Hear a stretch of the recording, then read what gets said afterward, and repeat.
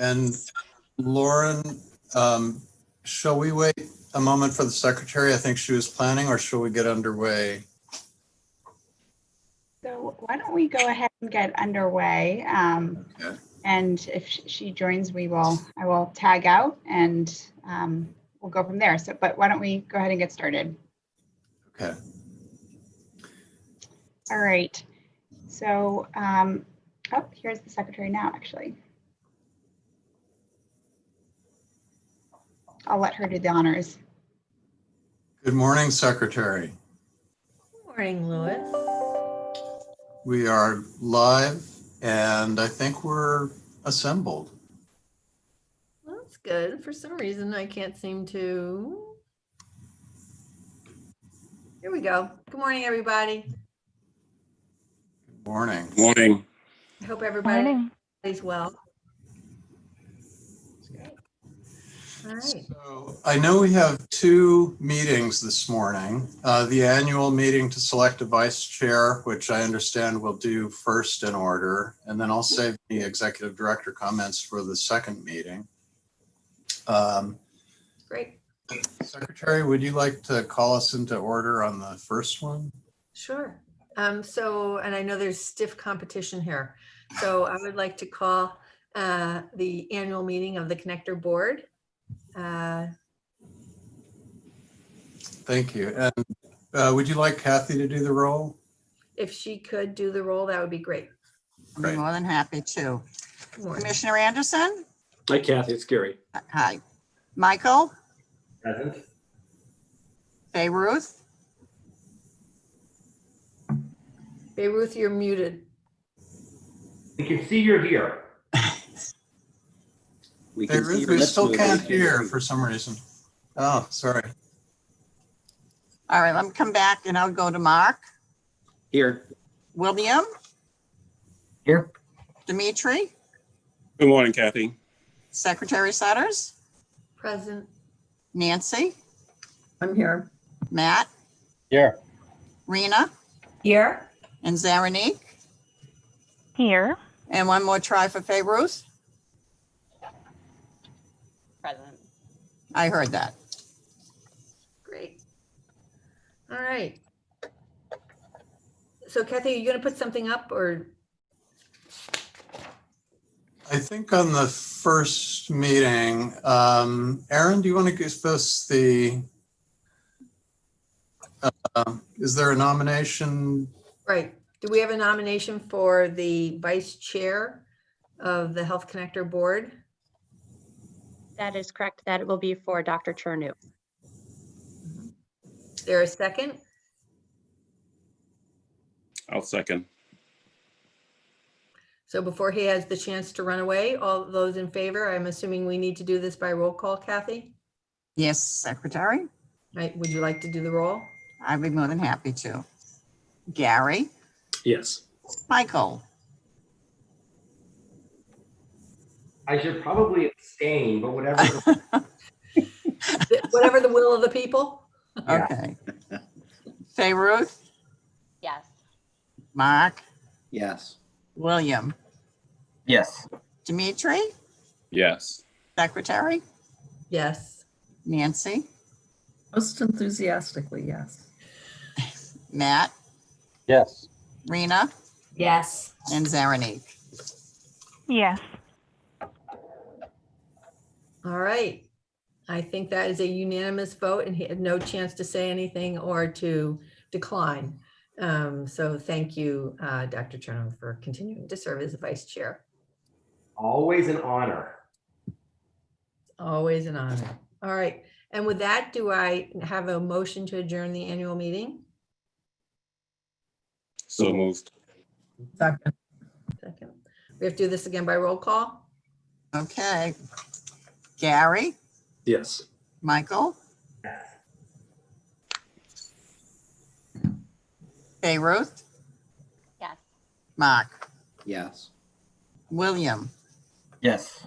Dimitri? Yes. Secretary? Yes. Nancy? Yes. Matt? Yes. Rena? Yes. And Zaranique? Yes. All right. Very long annual meeting.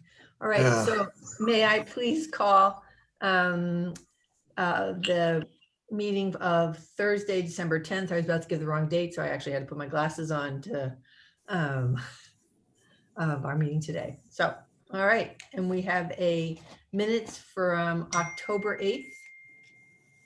There a motion to, So So moved. moved. is there a second?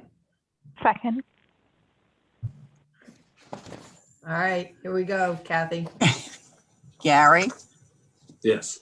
Michael, Aye. Fay Ruth, Yes. Mark, Yes. William, Yes. Dimitri, Yes. Secretary Sutters. I'm abstaining because I wasn't Oh. present. Okay, Nancy, Yes. Matt, Yes. Rena, Yes. and Saranique. Yes. All right. Well, I know we have a busy agenda and we will turn it over to Louis for the executive director's report. I know we have the strategic plan to discuss. Rumor has it, at least, I thought, we'd all be doing remote work and an open enrollment update, which I'm looking forward to actually to hearing about. And I hope everyone's noticed I've been wearing the bling that Louis sent at Press Avails, promoting open enrollment at, Governor's press announcements. So happy to do that. There you go, Louis. So let me turn it over to Louis for the executive director's report. And it's really good to see everybody. And thank you for what you do. Thank you, Secretary. Good morning and welcome to our last meeting of 2020. I know we did not envision meeting in this context when the year began, so I would like to thank you and all my staff at the Health Connector for your dedication and support during a most unique year, and our members whose trust we aspire to in good times and in bad. Before we cover today's agenda, I would like to note that today is Get Covered Day, a first of its kind effort with a consortium of states promoting ACA open enrollment and access to coverage. There are 15 states and the District of Columbia involved in Get Covered messaging, along with dozens of national and local health organizations and 20 celebrity ambassadors. The message is simple. It's important to get covered and stay covered. And that means not only with health insurance, but also with wearing a mask and protecting yourself, your family, and your community from COVID-19.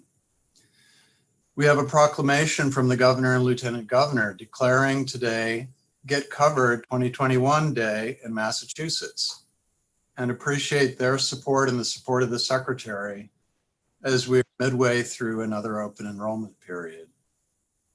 We will be very active on social media throughout the day with our content, as well as amplifying content from other participants. We will also continue with our outreach and visibility work next Tuesday, the 15th, with our own annual day of coverage, which will be a virtual event that will include ethnic cooking demonstrations, live music, and other activities throughout the day. Thus far in open enrollment, overall activity has been slightly lower compared to recent years. We have about 5% fewer members effectuated for January coverage than at this time during last year's open enrollment. Nevertheless, we continue to see renewing members taking action to secure their coverage for next year and new members coming into coverage. We expect that upon lifting of the public health emergency sometime next year, I would anticipate, there will be additional membership flow from Mass Health redeterminations currently on hold. We will keep the board apprised of activity as open enrollment progresses. Our agenda today includes an update on the Customer Experience Project. The call center is performing acceptably in terms of call answering since November 2nd. But the call center has not had acceptable escalation and resolution processes in place. Frustrated members arrive at our ombudsman function after hours spent calling the call center without resolution on some cases. However, Faneuil is instituting an agent assist desk starting this week, and expanding in coming weeks to more appropriately resolve escalated cases. Our premium billing operations have made it through the major open enrollment batch processes of open enrollment up to and through auto re-enrollment. But we are deepening every week the controls and financial health reports to further prevent billing anomalies, which still occur. The balance of today's agenda looks forward to the new year and beyond. We will be asking your approval today to renew the lease for our existing office space. After lengthy search and negotiations has been underway for over a year, we are recommending we maintain our current space. The new 5-year lease includes a reasonable bump in rates, but is still below the overall downtown Boston market rate, and does provide us the opportunity to sublease or reduce our space over time if and as we move to a more hybrid remote workforce configuration going forward.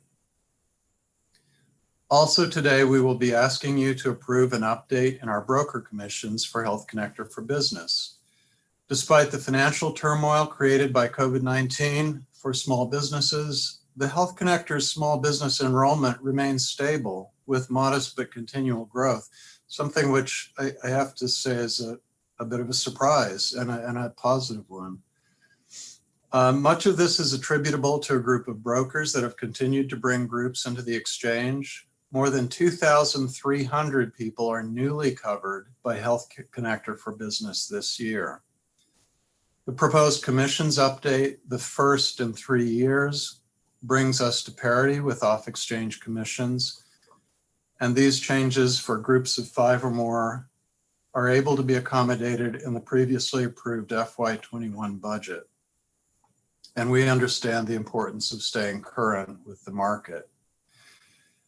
The last item on today's agenda is a discussion around our strategic plan.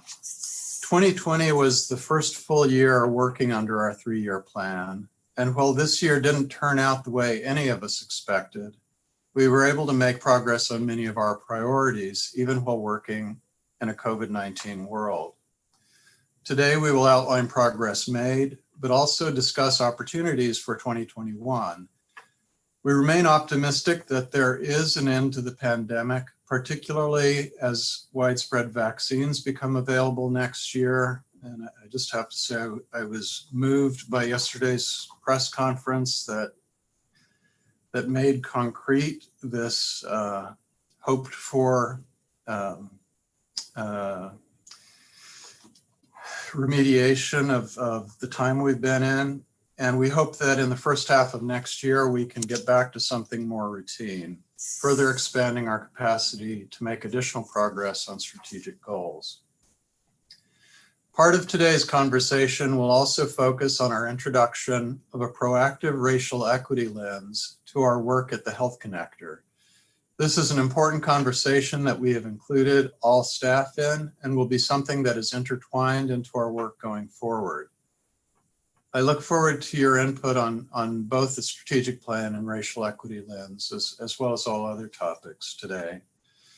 And finally, I want to thank you all for your support during the year and wish you far in advance safe and happy holidays that lead to a bright 2021. And so with that, I'll conclude and ask if there are any questions before we head into the agenda. I think all of us are looking forward to 2020 being long gone. Rear view mirror. Yeah. Thank you for that. Any questions of Louis as we dive right in? All right. Well, then let us continue. Next agenda item is, I believe, is this customer service. Is it Michael and Vicky? Yes. Good morning. How are you? Michael's going to screen share our slides. I hope you're all well. So this morning, Michael and I'll be providing an update regarding the performance of each of our 2 new vendors now that we're solidly in post-production, as Louis said. You could move to slide 3, Michael. So I'll be talking about Faneuil and Michael will be talking about Softeon and of course, any questions at any time.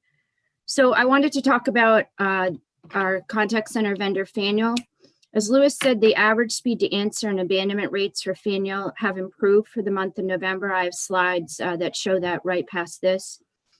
This change is a direct consequence of hiring and meeting the target staffing numbers needed to match call forecasts and also to make up for higher than industry standard absenteeism and then lower than industry standard schedule adherence. So as I said, the good news is both average speed to answer and abandonment rates since the beginning of open enrollment have been within acceptable ranges. We do continue to receive escalated cases from members who are unable to get a satisfactory resolution to their issue despite repeated calls to the center. We have added a fourth ombudsman to our team to deal with this increase in number and complexity of cases versus last year. The good news, silver lining here, is that our newest members are all bilingual, so that allows us to service members in the ombudsman team in their native language. Our appeals team has also seen an increase in appeals as well. We're actively working with Faneuil on actions to address these escalated cases and root cause. These actions include creation of a plan to analyze and improve our customer satisfaction scores, the development of a comprehensive quality assurance and staff coaching program. And we just started last week and are actively underway with refresher training on specific topics that lead to multiple calls. As Lewis said in his opening remarks, as of this past Monday, we launched with Faneuil a newly formed agent assist desk. It's a pilot, and really think of this as tier 2 calls. They're escalated calls to be handled while the member is on the phone, not having them have to call back. This was in our original plan with Faneuil for July go live, but given other issues and staffing shortages, it was not implemented at go live. A fully staffed agent assist desk will be in place the first week of January. I'm pleased to say that in the first 2 days, we've already handled 287 calls at the agent assist desk. We've seen some patterns again for refresher training. And the top 2 reasons for calls over to the agent assist desk from members and frontline agents seeking assistance are regarding more in-depth billing and enrollment questions. The other thing I would mention here is that our inventory, if you remember, we had a large number of cases for document processing and the like that were not being processed in July. We're back within volume target levels. We monitor twice daily, and we're now actively working on cleaning out old age cases. If you could move to the next slide for me, Michael, please. So this is abandonment rates. I've taken the data from October on. You vividly remember the discussion on October of unsatisfactory results, but I would bring your eye to the middle of the graph where we entered open enrollment, and we have been well within abandonment rates since open enrollment started. Michael, next slide, please. This is our overall inventory. Again, we had a high this summer of almost 10,000 pieces, the beginning of October, 7,000. There's been a concentrated effort to drive this down, including adding staff, overtime, and working weekends. And we're now at 2,500 pieces, which is well within range. And now we're working on aging. Michael, next slide, please. So this is our CSAT. We monitor this every day as well. The blue line is the extremely satisfied and satisfied. The black line is extremely dissatisfied. You'll see that our extremely satisfied and satisfied continues to inch its way up. Our goal is 90%. And then the dissatisfied is coming down. We are starting right now to pull all the extremely dissatisfied again to analyze and look for root cause and to determine what is happening there. Because for CSAT, it should be what is in the eye of our members. And what we want to do is figure out what we need to do first, second, and third to improve these results. Vicki, could you remind us if we looked even farther back than this at the black line, what the percent would have been, say, this time last year or? Again, I do have all the way back to go live with Faneuil. I can send that if you want around, Nancy.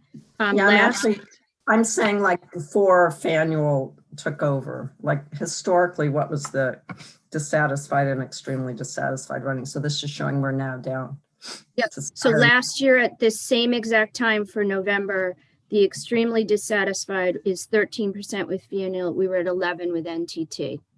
11, okay. The That's the helpful. satisfied is 70.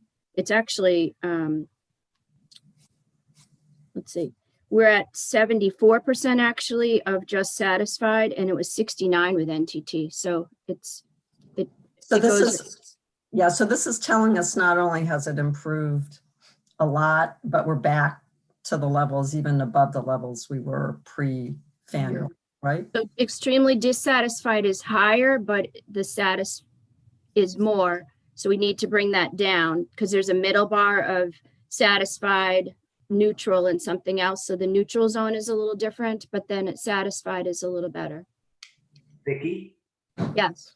all right, were you done, Nancy? I think I'm still, I'm not sure what the 13% number you first said, Vicki, was. 13% is extremely dissatisfied. Dissatisfied average. before Faneuil took over, like if we looked at November last year. So last year was 11, and 11, this okay. year is 13. And Okay. it's the average for the month.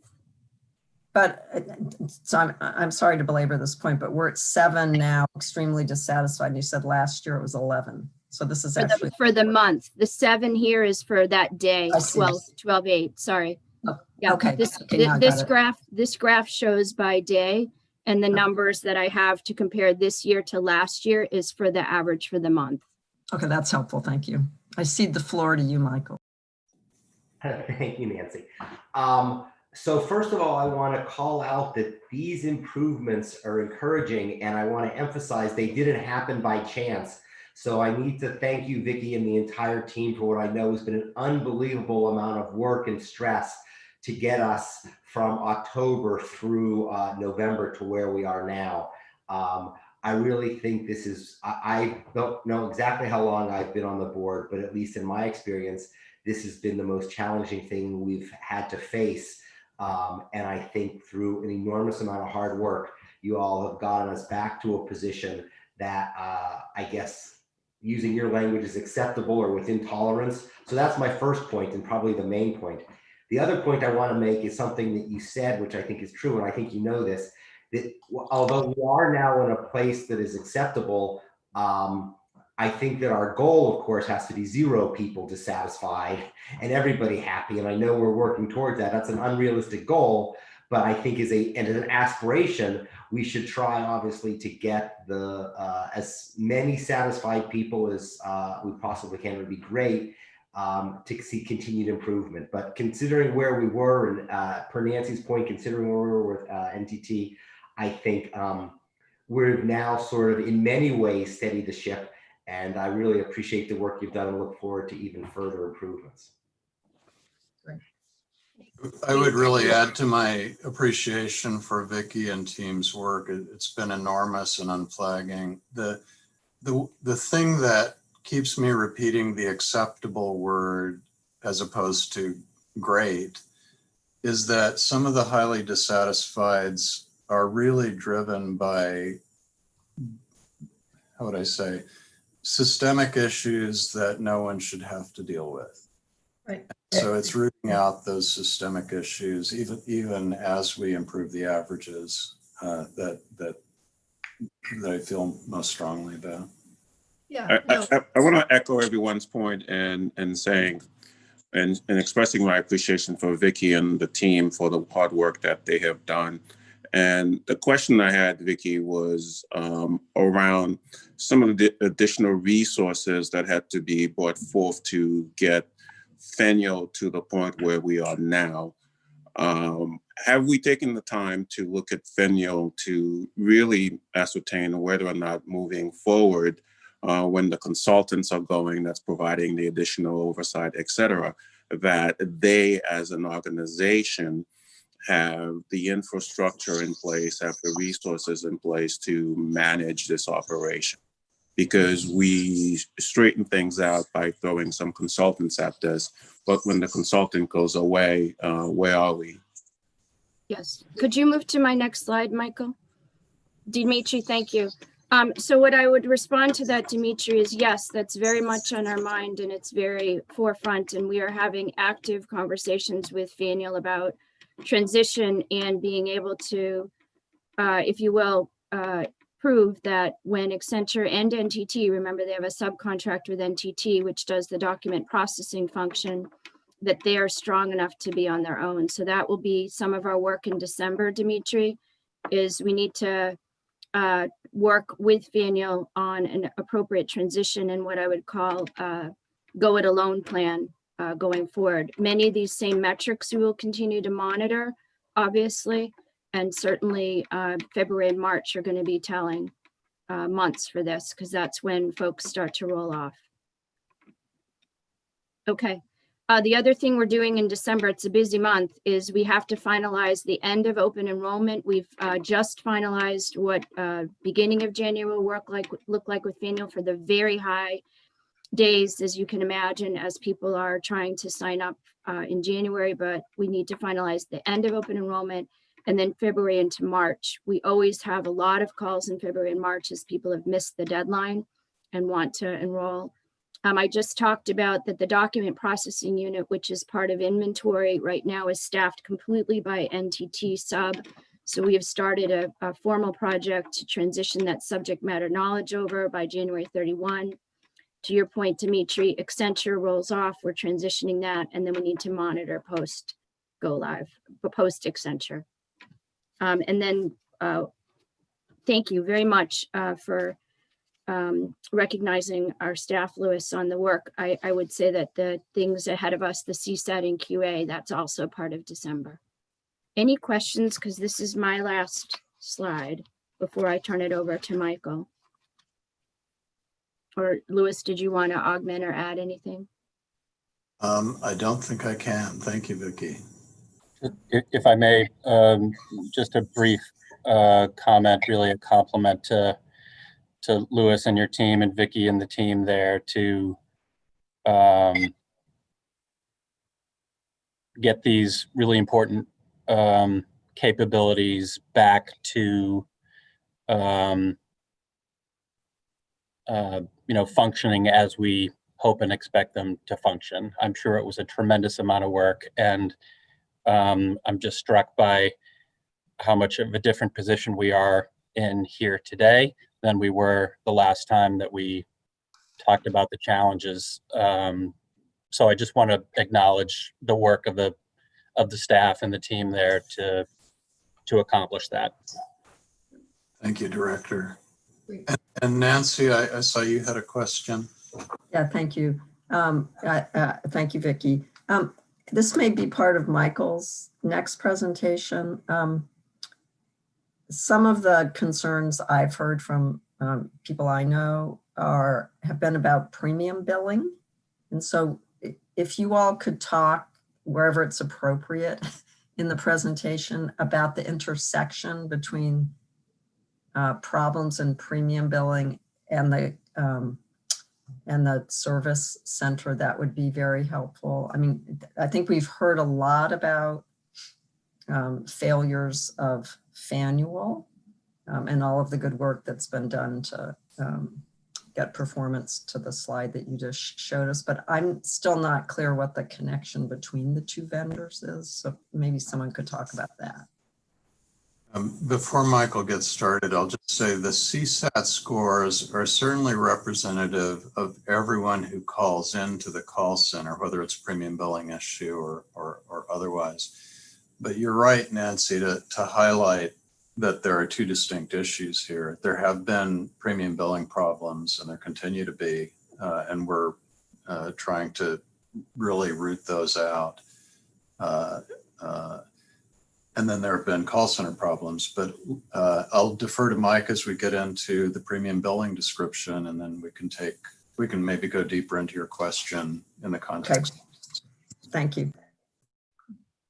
I'll make sure we come back to that, Nancy, at the end of Michael's slides. I'm going to turn over to Michael now to talk on Softeon. Does that work? Okay, Michael, I'm going to give the baton to you.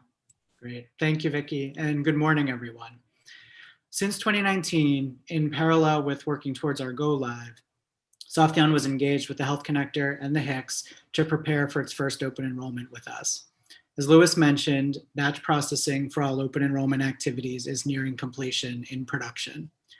Softheon processed and mailed preliminary eligibility and final renewal notices earlier this year, and 99.5% of auto renewal enrollments have been processed, invoiced to members, and transmitted to carriers. More broadly, Softheon continues to stabilize daily operations, though some issues remain. Softheon systems are integrated and core processes for all regular operations are running, including enrollment and payment processing, noticing and invoicing, and EDI transmission to carriers. However, some issues have surfaced which have had a direct impact on a portion of our members. And in order to help mitigate these issues, Softheon's been actively working with Optum on an enrollment reconciliation with HICS. And additionally, Softheon will be working with KPMG, which is the connector's auditor, who will perform a third-party assessment of Softheon's internal processing controls. KPMG will document its findings regarding any control gaps and, where necessary, provide a recommendation for remediation. We continue to monitor issues as they're reported, and as a reminder, the warranty period for the implementation runs through the beginning of January. Any questions?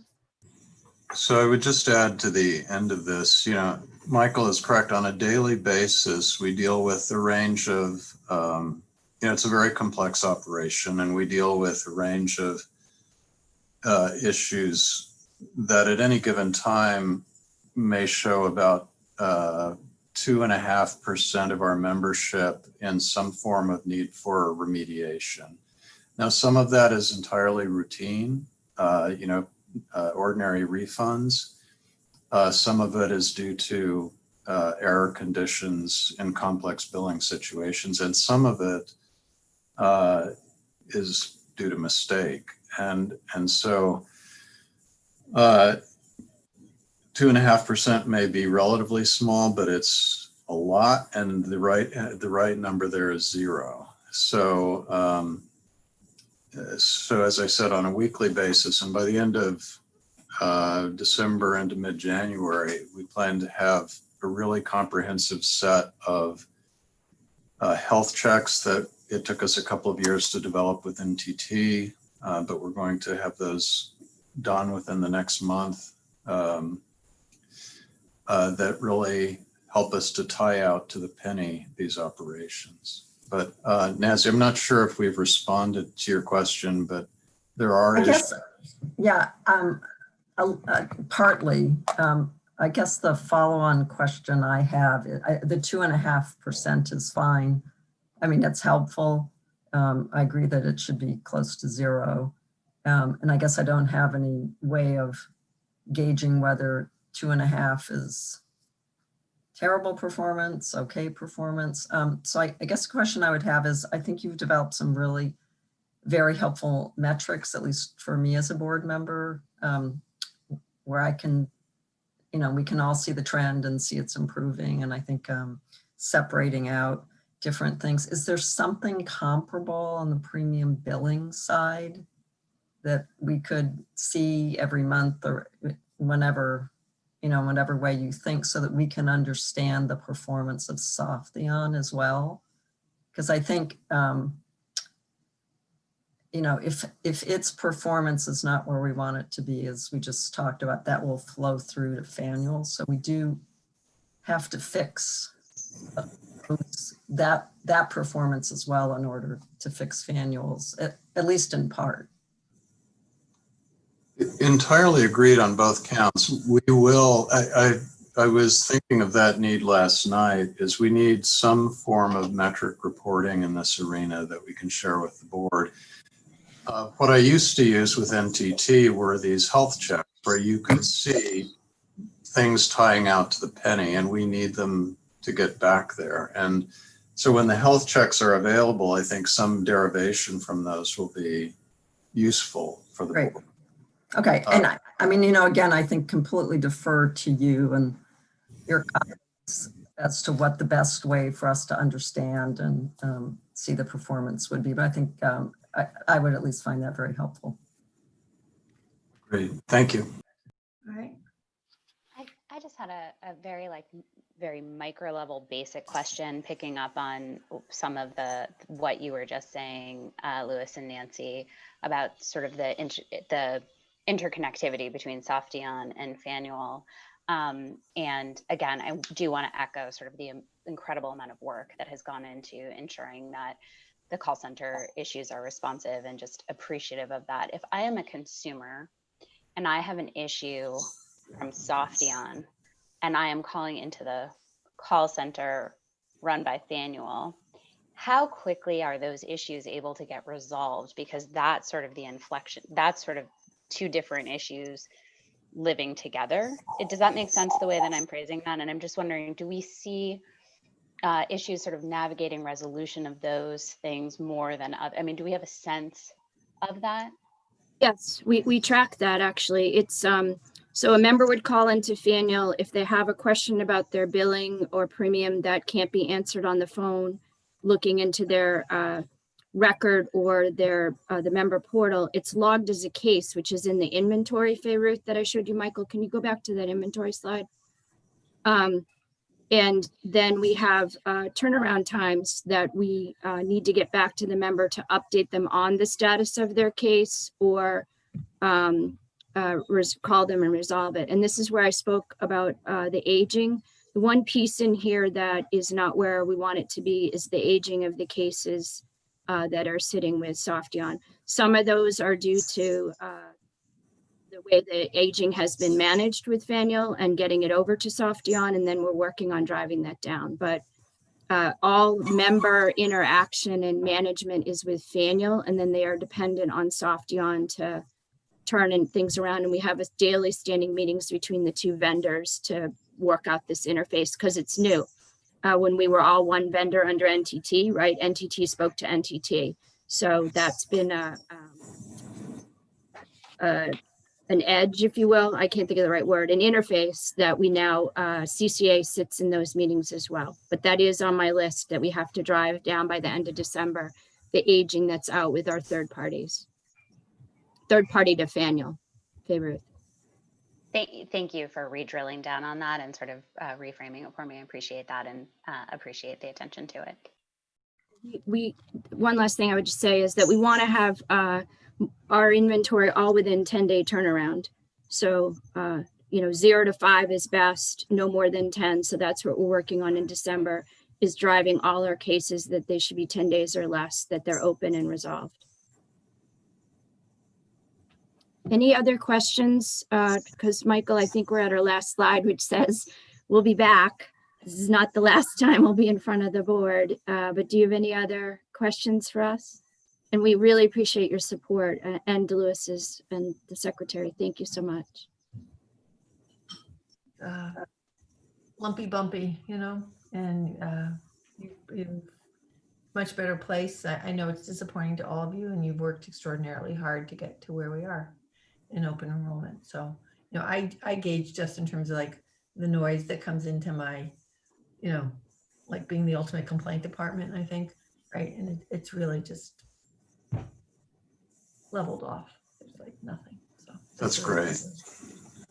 Thank you. Yeah, no, thank you. Thank you. All right. We'll turn it back to Louis. Thank you. Thank you. Great. No. And I will turn it back to the secretary as we introduce our next topic. Well, this is, it is good to be able to pause and think big or bigger, right? To try to transcend operations on occasion and to think on a more strategic way of, and looking obviously the issue of racial equity and eliminating structural racism is, I don't need to say to this group, front and center on everyone's focus.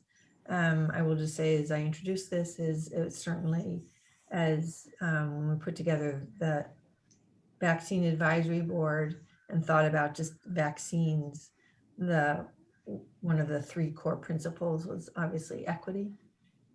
So I appreciate Audrey and the team. We have quite the lineup here to really sort of think through the year one update, where we are and as we think going forward. So I will turn it over to Audrey, Maria, Erin, Nelson, and Marissa to sort of, tee up the conversation for us, unless Louis wants to add something.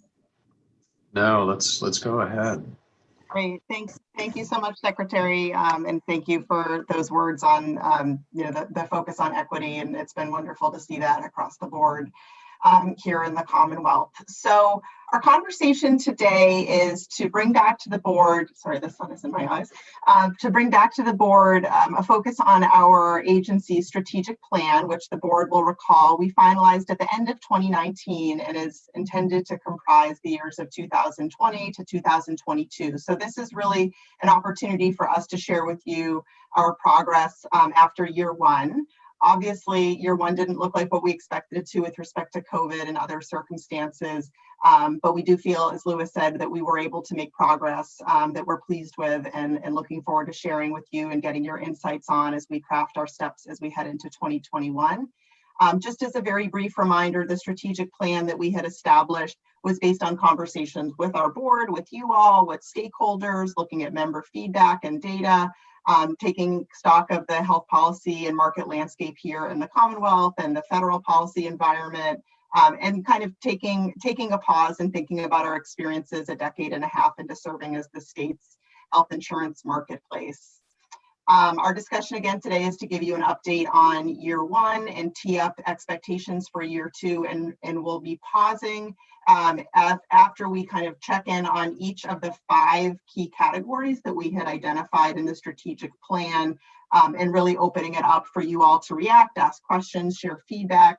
And as the Secretary and Louis noted, after going through each of those 5 sections, we'd like to talk with you about our proposed framework and some of the ways we're doing initial thinking about applying a racial equity and racial justice lens and framework to the work we do as it relates to the strategic plan and really just all of our work as an agency as it relates to our membership and the Massachusetts population and health coverage landscape. So I'll kick us off with the first section, which is a focus on the unsubsidized market. You'll recall that this is a population that we had identified in our strategic plan as a key area of interest for us in thinking about ways to improve Health Connector services. The unsubsidized population that we serve at the Health Connector comprises about 1/4 of our individual market membership. And in many ways, it's a unique population because it's the part of the insurance market that's the most on their own. They don't get any benefits from any state or federal subsidies. They don't get a contribution from an employer. They don't get preferential tax treatment on purchasing premiums in the way that people that get coverage through their jobs do. This is also the population that has the greatest number of coverage options to navigate. So in many ways, that's good, but it can also be overwhelming. And this population does indeed indicate that they feel overwhelmed by their choices. This population also tends to report lower levels of satisfaction than, for example, our Connector Care members or our small group platform do. And people in the bronze tier of our unsubsidized market tend to be the least satisfied, even among the general unsubsidized market. And an interesting dynamic to note here in thinking about this population, we've seen the proportion of our unsubsidized market that is on the bronze tier quintuple in 3 years. It's gone from 8% of our unsubsidized market to 44% between 2017 and 2020. So when we think about cost sharing on that tier and other dynamics going on, that's an important consideration to keep in mind. We've taken steps this year to better understand how to help this population with their shopping needs and also try to make the coverage that we make available to them more meaningful. And next year we'll tee up additional steps to take in those directions. So a few of our actions from 2020 with a focus on this population have included gathering research on shopping supports needed for unsubsidized shoppers. Our staff surveyed this population about what would help them navigate plan options, and we reviewed external research on the shopping needs of this population. Our initial findings suggest that over-the-phone help from brokers, specialized navigators, and web-based tools are likely the optimal ways to help this group. We also continued to work to preserve our lowest cost average premiums in the entire nation. We're pleased that the Health Connector has been able to maintain low price points in our market as options for this price sensitive population. We know, however, that for many people, especially those right after the subsidy eligibility cliff, those options are still challenging to afford. With that in mind, we took steps this year to make sure that the coverage people do obtain through us is absolutely as high value as possible by addressing an area of rising concern around prescription drug affordability, specifically as it relates to insulin access. We used our 2021 seal of approval to ensure that there is at least one major form of insulin available for a copay of $30 or less. The goal here was to be responsive to an area of rising out-of-pocket cost exposure, particularly for those in our unsubsidized plans that bear the most in cost sharing. Looking ahead to 2021, we plan to take steps based on our research in 2020 on ways to bring new and stronger shopping supports to the overwhelmed unsubsidized shopper, potentially with a pilot program. We will work to make sure the benefits and coverage for this population are even more effective, ensuring our insulin access initiative is working as designed and aligning with the state on its behavioral health initiatives to bolster behavioral health access. We'll work to preserve the cost competitive dynamics in connector care that also benefit this population, because the cost competition that we bring to bear through connector care also results in very low cost options being available to the unsubsidized market as well as the small business market. At the same time, we'll also explore possibilities around a potential ACA Section 1332 waiver, which may allow Massachusetts to move away from silver loading and go back to cost sharing reductions, which would have the effect of lowering premiums for unsubsidized silver tier members. And we'll also take steps to keep at bay federal actuarial value calculator driven changes that have eroded the value of bronze tiered plans over time. So I'll pause there. That's sort of the high level, wanting to give the board a flavor for some of the action steps we've taken and anticipate as we think about the unsubsidized market. And happy to take any questions, hear any feedback, thoughts or ideas that board members may have as we head into 2021 thinking about this specific topic. Nancy? One of the things that was striking in the some of the data that you sent in advance was the difference in Blue Cross Blue Shield's market share on and off the connector, which is really very striking. And I think along with the fact that Blue Cross has never participated in connector care, despite it being the largest and best resourced health plan in the state. Whenever I look at those differences, I just wonder why that is. And if that is nothing we should worry about, if it's something we should try to do something about. Do you have thoughts on that, Audrey? So a couple thoughts, and I welcome thoughts from colleagues or other board members. So as we've talked about with the board, one of the things that the exchange shopping experience does is sort of control for differences between carriers that on the outside market, I think may shake out differently for consumers, where they may be more likely to default to brand names that they're familiar with or maybe have had in the past, had through an employer. Whereas when people shop on an exchange, they appear more likely to select different kinds of carriers, often narrower networks, that may be because they're more price sensitive in terms of the way they're shopping, or maybe because they see options that they didn't know were available to them. So we see that difference as striking also, but also to me, at least, it underscores that the purpose of an exchange model is sort of working there. It's giving people different information that's making them behave differently when they have sort of transparent ability to compare apples to apples. But I also think, to your point about non-participation in connector care, which is something we mentioned in the equity section of this deck, in thinking about what does it mean from an equity perspective that there are carriers in our commercial market that don't participate in connector care, which has a disproportionate share of people of color in it compared to the rest of the commercial market and the employer-sponsored market. So I think there's some interesting policy and pricing questions at play there, like if Blue Cross Blue Shield were to join connector care, depending on how the program, the enrollee contributions were structured, they could be potentially very out of reach from a cost perspective to enrollees. But I think those are things we're thinking through, and that at a staff level, we are certainly thinking about, both from an equity perspective and also how we make sure our exchange model is bringing the maximum value to all of our members, connector care and non-connector care.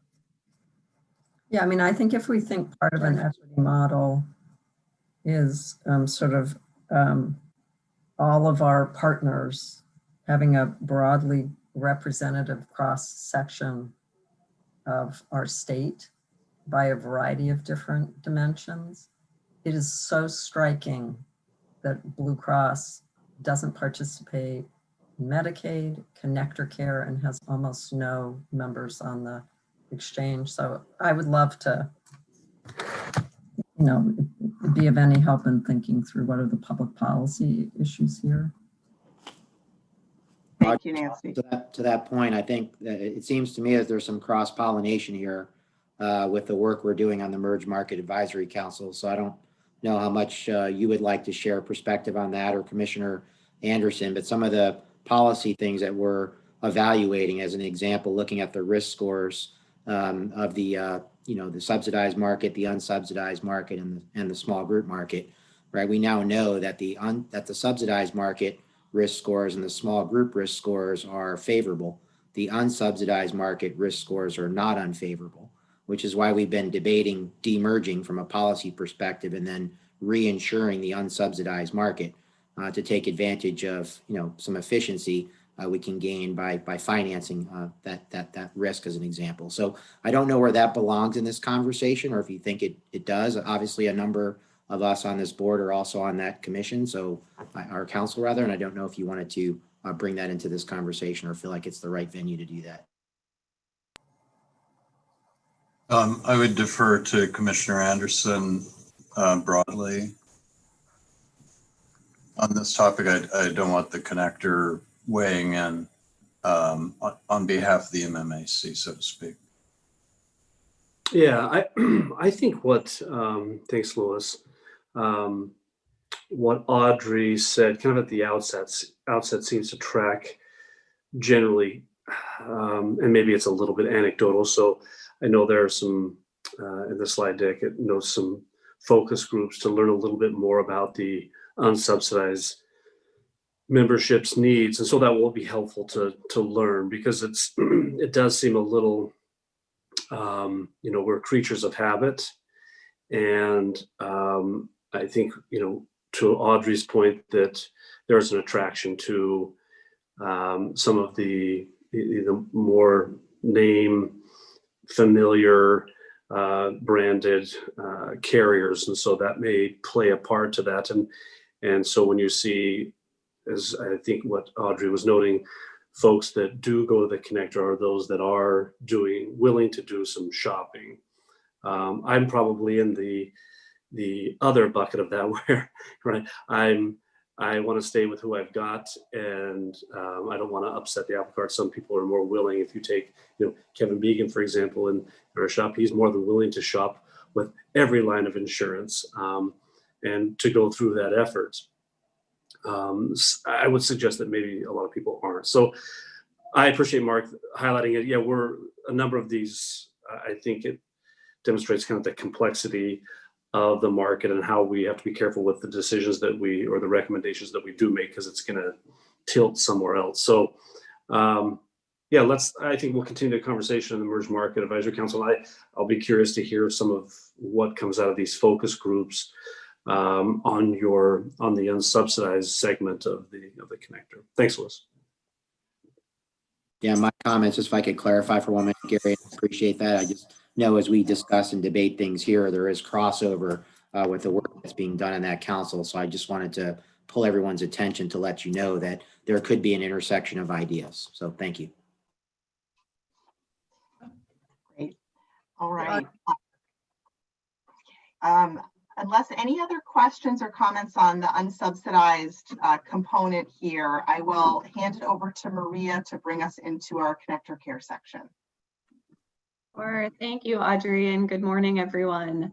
So the second area of focus of the strategic plan aims to strengthen the connector care program. The key goals underpinning our work in this area include promoting affordability and carrier choice, care and provider access, and program design stability.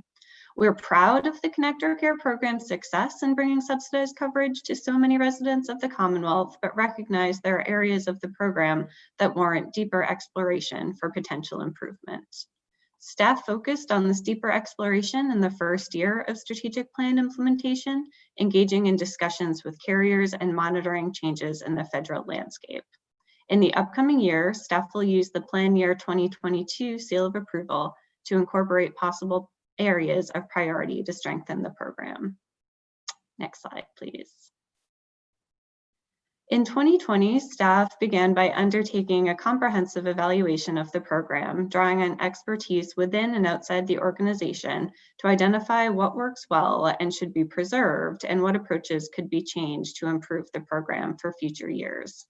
Staff recognized the importance of considering the experience of members coming to Connector Care from other types of coverage and how the program can promote smooth transitions in this process. Network evaluation and reporting was an area of key focus to uncover areas of possible concern for future changes in approach, and staff leveraged provider search data and internal database capabilities for enhanced Connector Care network monitoring.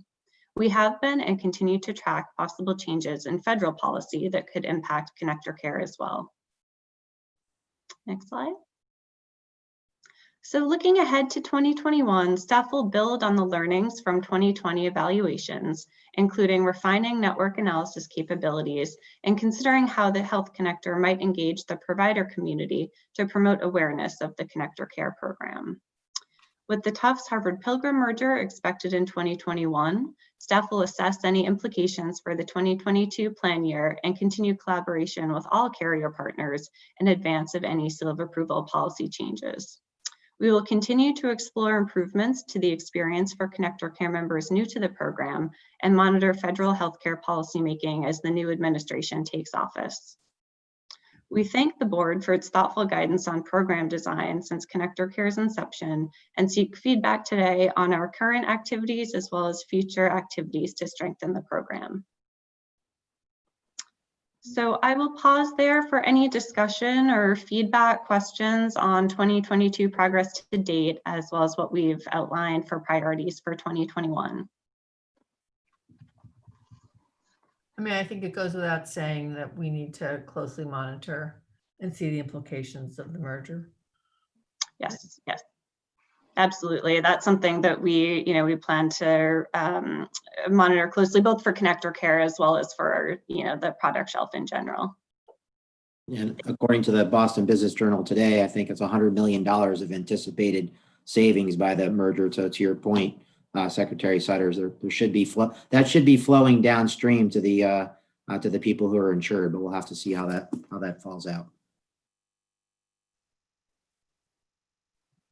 Okay. Let's keep going. All right. So Maria, can I ask a question? I'm sorry, I'm being behaved and raising my hand. A couple of issues we've talked about before that, I hope as this moves forward are on the radar screen. One I think you just mentioned, but just to call it out, is this issue of changes in provider networks that are happening more and more in the Connector Care products, and what the effects of those are, particularly in different regions of the state. And so that's one. The other is the fact that the choices that people have as they move between Connector Care and Mass Health and vice versa, which, as one of the decks said, is a lot of people every year. That because of the Mass Health ACO model, the choices are different now than they were when we usually try to have very similar health plans. So just, trying to understand in the kind of more complicated landscape, what the effects of those are in members, and are we doing whatever we can just to be sure that as Mass Health and we have pursued different models, that is working okay for members.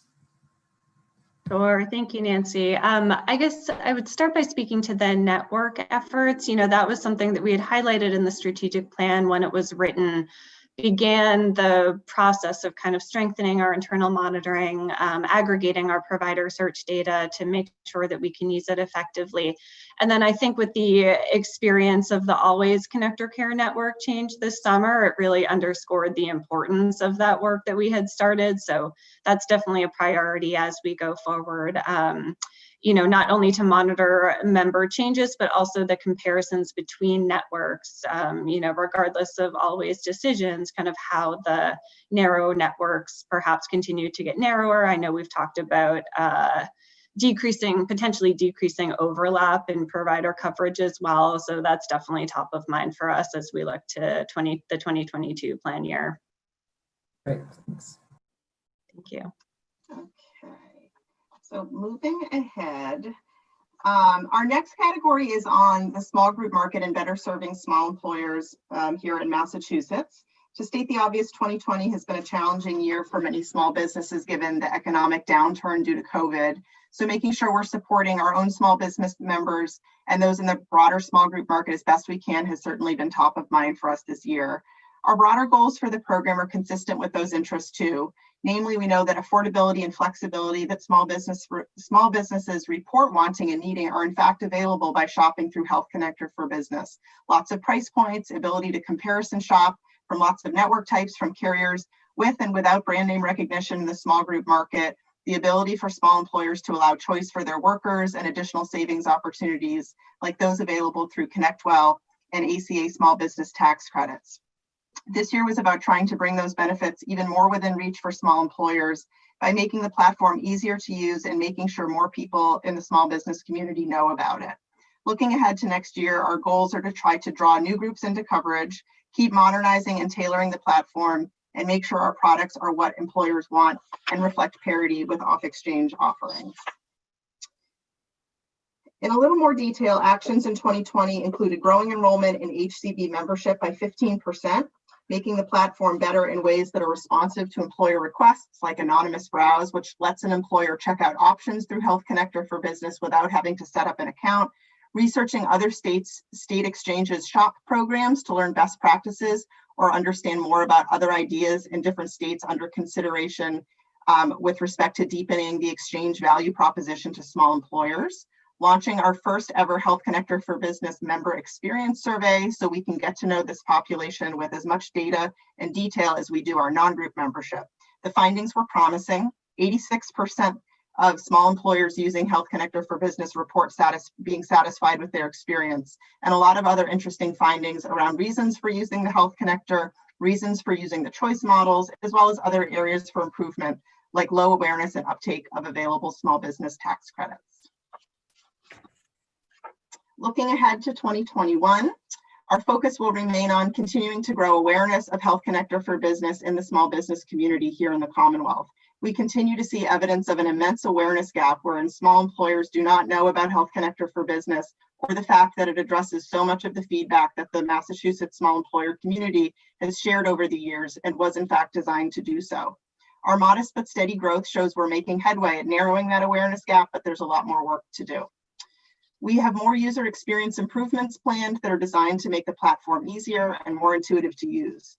Using seal of approval to ensure that Health Connector for Business offerings from carriers reflect their best and most high value products for small businesses. For example, considering whether to require carriers to offer one non-standardized plan that is their most popular off-exchange offering.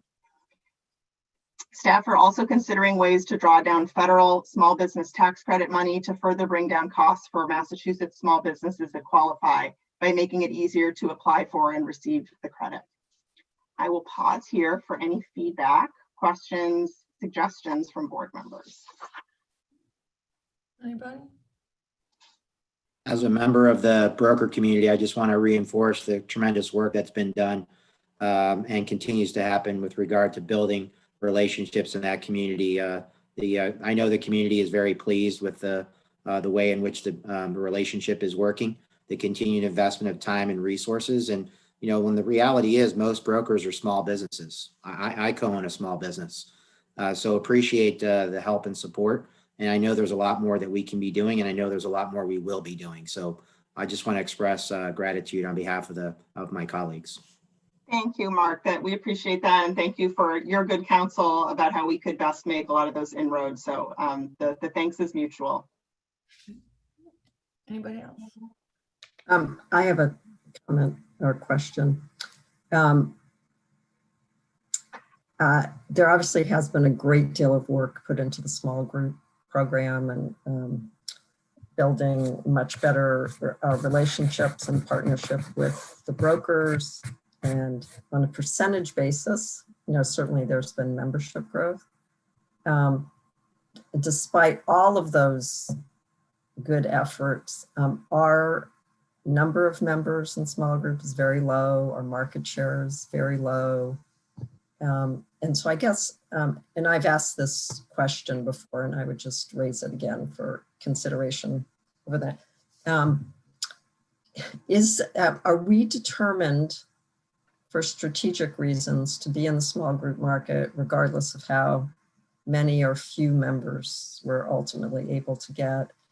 Do we believe that there, even with 8,000 or 9,000 or 10,000 members, which will still be a very small share of the market, that there are benefits of doing that? Public policy benefits, financial benefits, other benefits? Or is there a point at which, notwithstanding all of the great efforts of people, we would say, it's just too small, not a line of business we want to be in? We don't think that we are making a contribution that is sufficient to the level of effort. And I guess one way of measuring that, which I've never seen us look at, is what's the financial impact on the connector of being in the small group market? Or is it generating a profit for us? Is it making a contribution margin? So maybe as we kind of continue this good work over the next year, we could at some point have that sort of longer term strategic conversation. Because whenever I look at this, I'm very appreciative of all the effort that's gone into it, the growth, but at the end of the day, we're still really small. Audrey, I think that's, excuse me, a very fair question. And it is not yet making contribution on the bottom line. I have come to believe that it's a very important policy statement, and it is a practical benefit to those small groups that engage. I think the choice models provide something that, for instance, the Merge Market Advisory Commission struggles mightily with, which is how do we allow groups to, through choice models, allow members either access to higher tier or higher network plans while allowing other employers to choose narrower networks. And so I do think there's a very important policy example in play, but I think we have to be also very practical about the finances. So I would welcome that discussion this next year. Okay. Thank you. Great. Unless any other questions on this topic, I will hand it over to my colleague Nelson to take us into overall member experience. I think I just want to, I think as we take a look at what happens in terms of our small businesses and insurance, one of the things we need to take into account is the reality is the small business market is the heart of the Massachusetts economy. We always, it is our businesses who have suffered extraordinary throughout this pandemic. And as we think about this in our insurance lens, we need to also take into account the impact of the economy on businesses and their access to insurance as well. 2021 is not going to be, by any accounts, it will be a challenged year. Maybe that's the nicest way I can put it, right? So I would hope that that is also part of the the landscape as we look at this. Yeah, and I think that's a very good point, Secretary Sutters. And we also know, even notwithstanding the extraordinarily challenging year that small businesses in particular have had, that they are uniquely disadvantaged in the health insurance market and have been for as long as I've been involved in it. So, so I'm not all suggesting that we should give up on it. Just No, asking but we the need to. question: at what point do we say this is not a good use of limited resources of a variety of types, or if it is, we're very clear about what are the public policy goals we're achieving through being in the market. Well, I agree with, I'm sorry. I agree with Nancy completely on everything she said. And in fact, I think it's a general point for all of the things that we do to understand what our goals are and what the fiscal and policy consequences are of them. My only related comment is, as we go through both the small business market and frankly, the unsubsidized market, I'm not as familiar with things like who we are drawing from and what the alternative for those organizations are should they not be insured through the Connect Small Business Exchange. And I think that matters a lot. I'm actually quite impressed with the small business platform that we've done and the work we're doing, and very enthusiastic about building that out. But I'm sure there's some information that could be presented that would dampen that enthusiasm. It's just that I need to know more about, for all those businesses not using the exchange, why are they not? How different are the premiums? Who are we drawing from groups that otherwise might not get coverage versus some that would be covered just comparably somewhere else?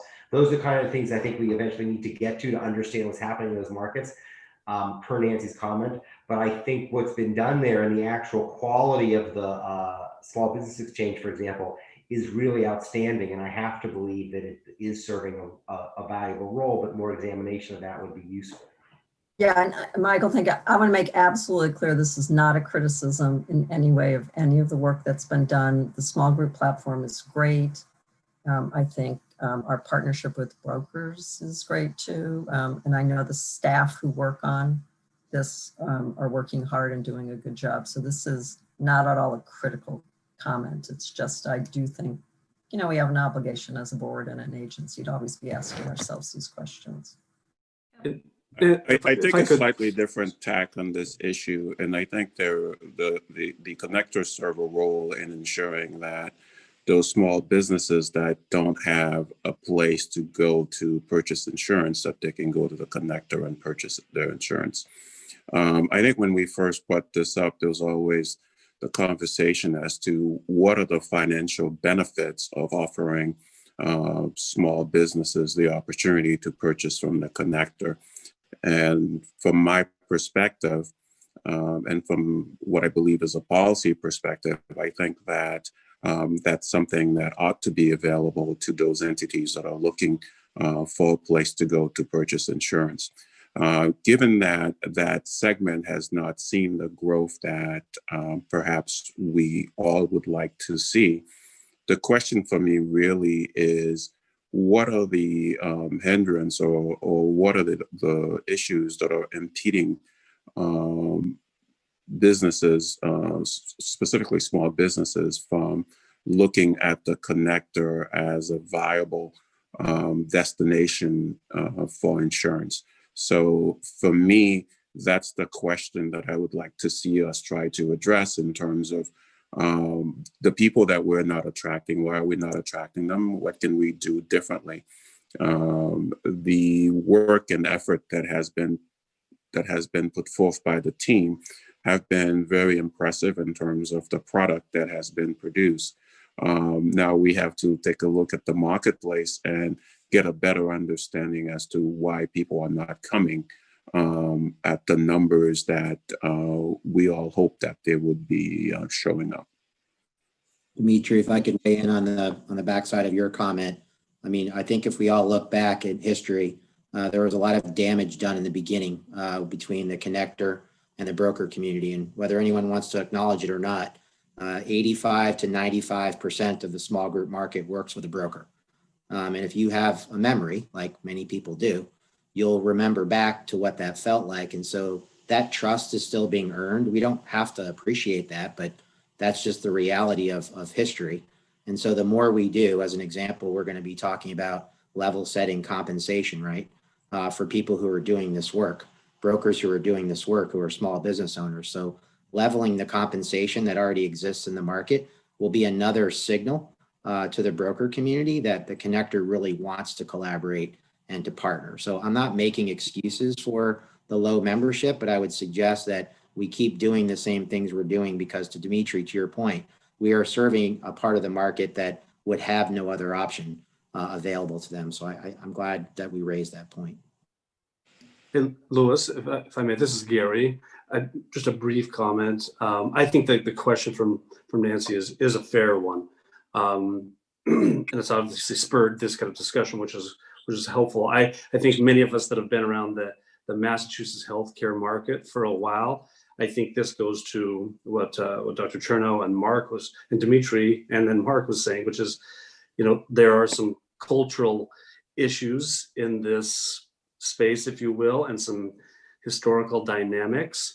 And I think that while it's a small percentage gain generally, or large percentage, small number gain, that is significant, because it does demonstrate some of the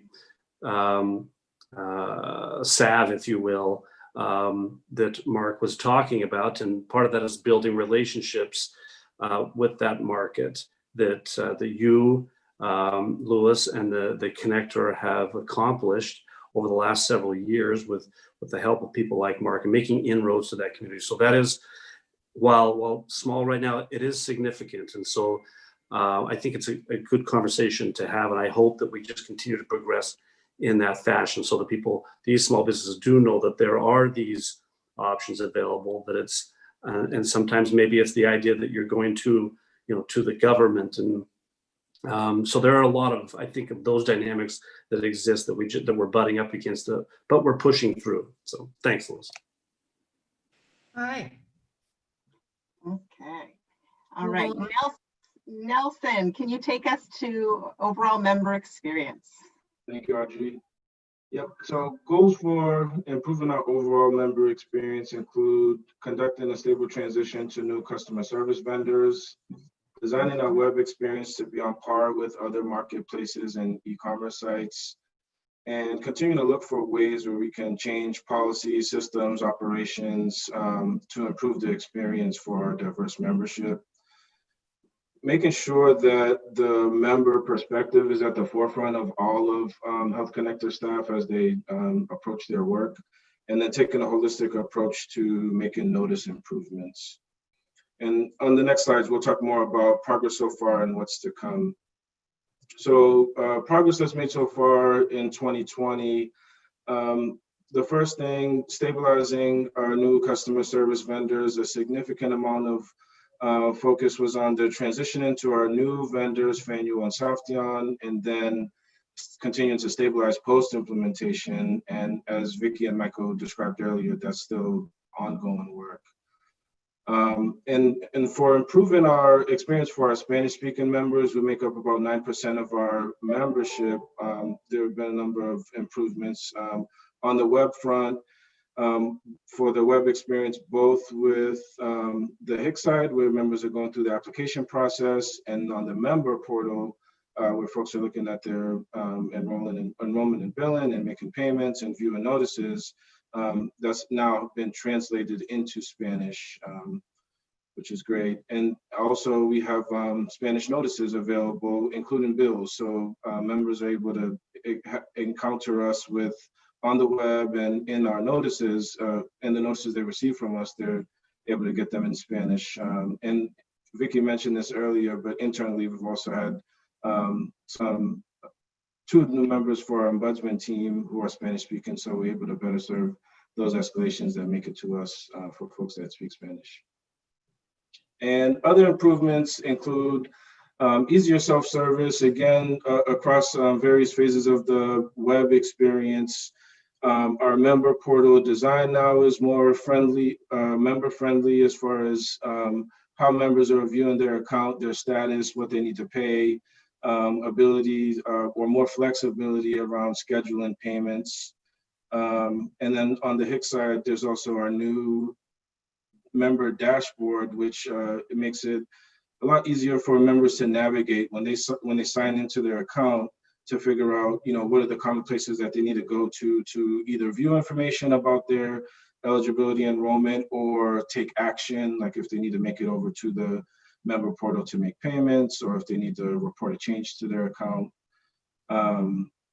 And then the last section about our member personas, board members may remember there was a report that was shared early in the year, but the Health Connector worked with a vendor called Communicate Health to use member research data and focus groups to develop composites of different types of connector members. And really the goal of this effort was to spread awareness across the Health Connector staff about the different kinds of members that we serve, the types of issues or challenges that they face, and then the perspective that they bring to their experience with the Health Connector. And really that helped to make sure that the member experience was at the forefront, again, of all Health Connector staff as they approach their work. So we're taking a member-focused approach to everything that we do. And then as far as planned activity, continuing to stabilize our customer service functions, establish a new internal process for organizing the various ways that we get member feedback. So we have surveys, we get feedback through social media, we have escalated cases, but really trying to get a way to organize all this information and have a broad group be able to access that information and learn more, similar to what we talked about with the personas, but have folks aware of the different challenges and issues that members are facing throughout their experience with us, so that they can, again, keep it in mind as part of their work. And then lastly, a comprehensive review of our notices and making improvements in collaboration with our Mass Health partners to improve the notices that our members receive. I'll stop there for any questions. Yeah. I would second the notice coordination with among the connector and Mass Health.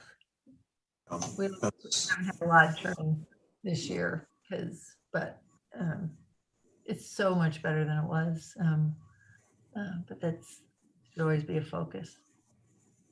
I appreciate that, Nelson. Thank you. Nelson, I'm sorry, just out of curiosity, how are we using the persona data that's gathered during their interaction to help with customer service, for example? So the persona data really wasn't based on interactions. The interaction, the feedback on the interactions really comes from our CSAT.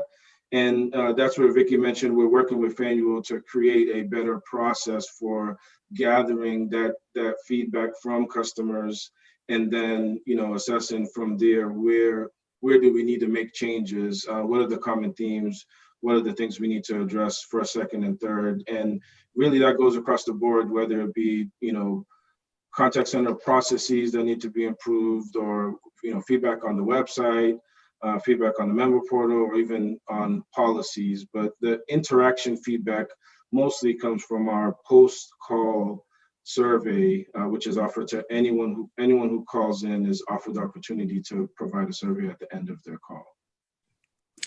Is there an effort for a more holistic approach to addressing those concerns with regard to all these various touch points with the client?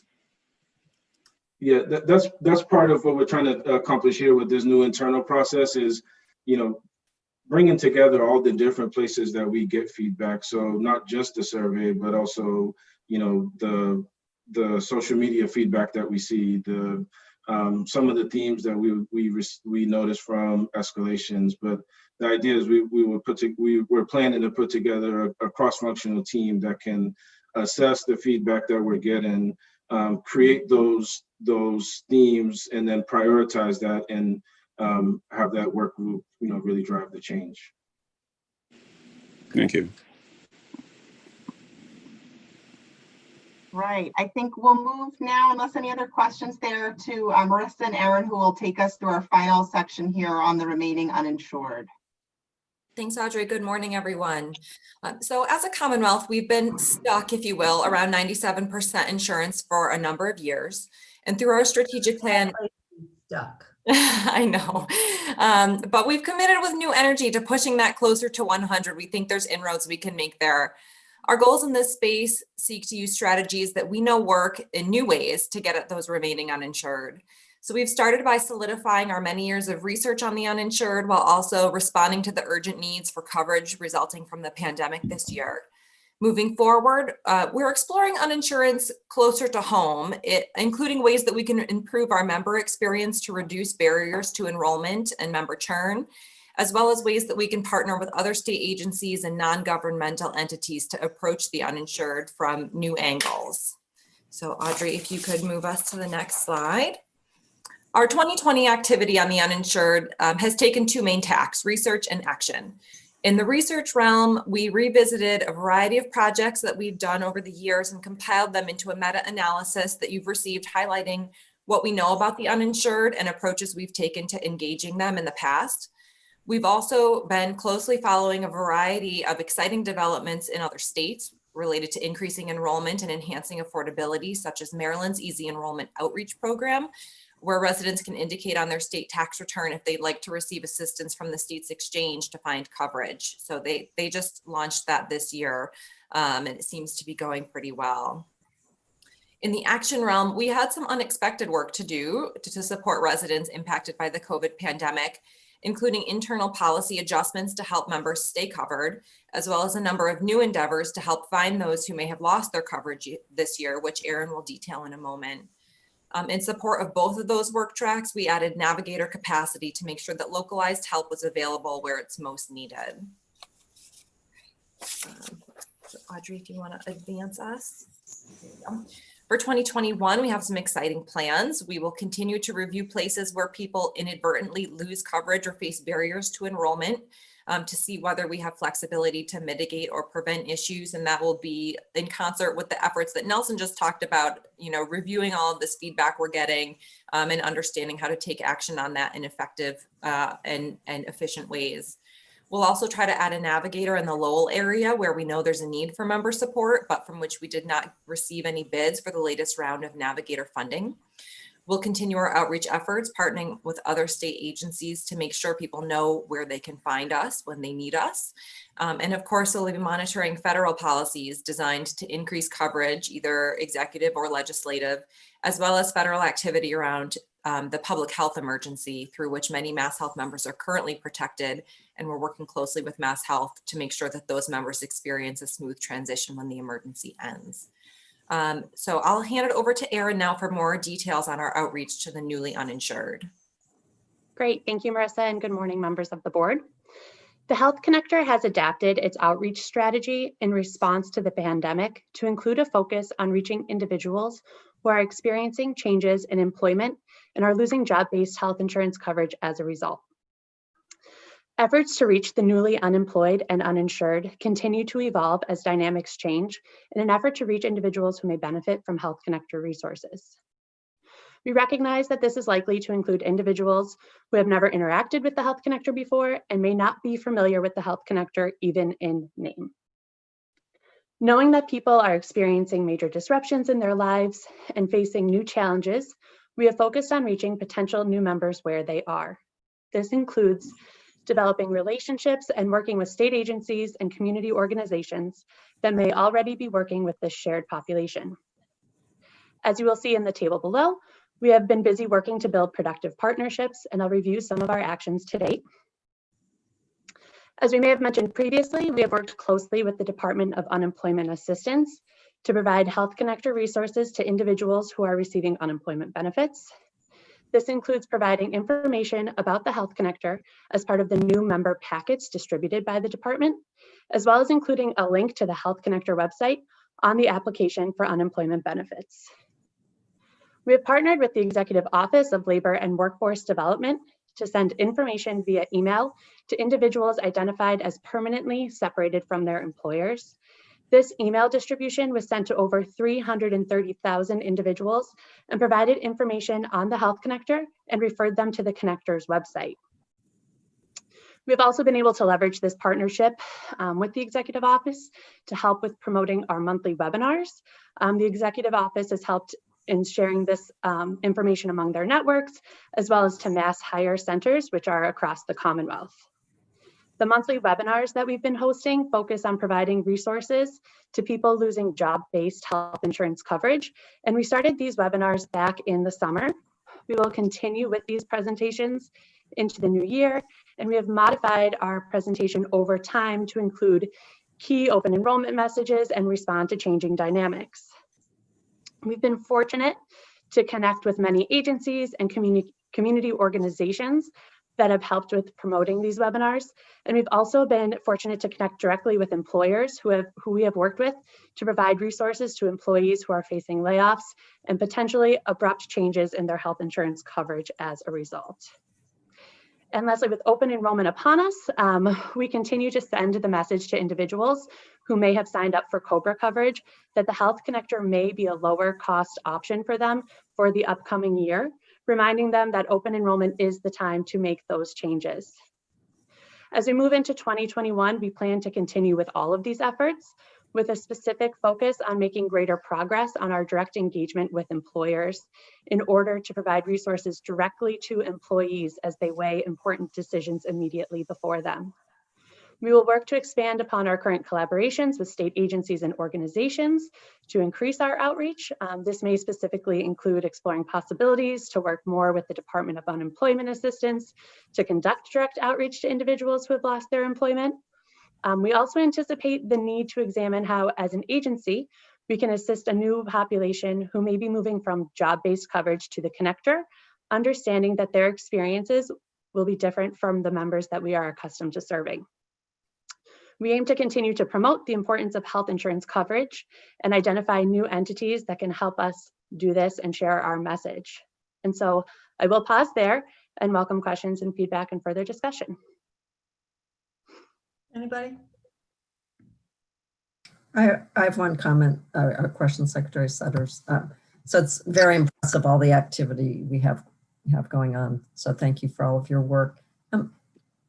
Could you say a little bit about how public charge is playing out? And I mean, not how it's playing out, I think we know how it's playing out, but any additional efforts or thoughts we have about continuing to work on our messaging around that in partnership with our community partners in particular? I guess that's one question.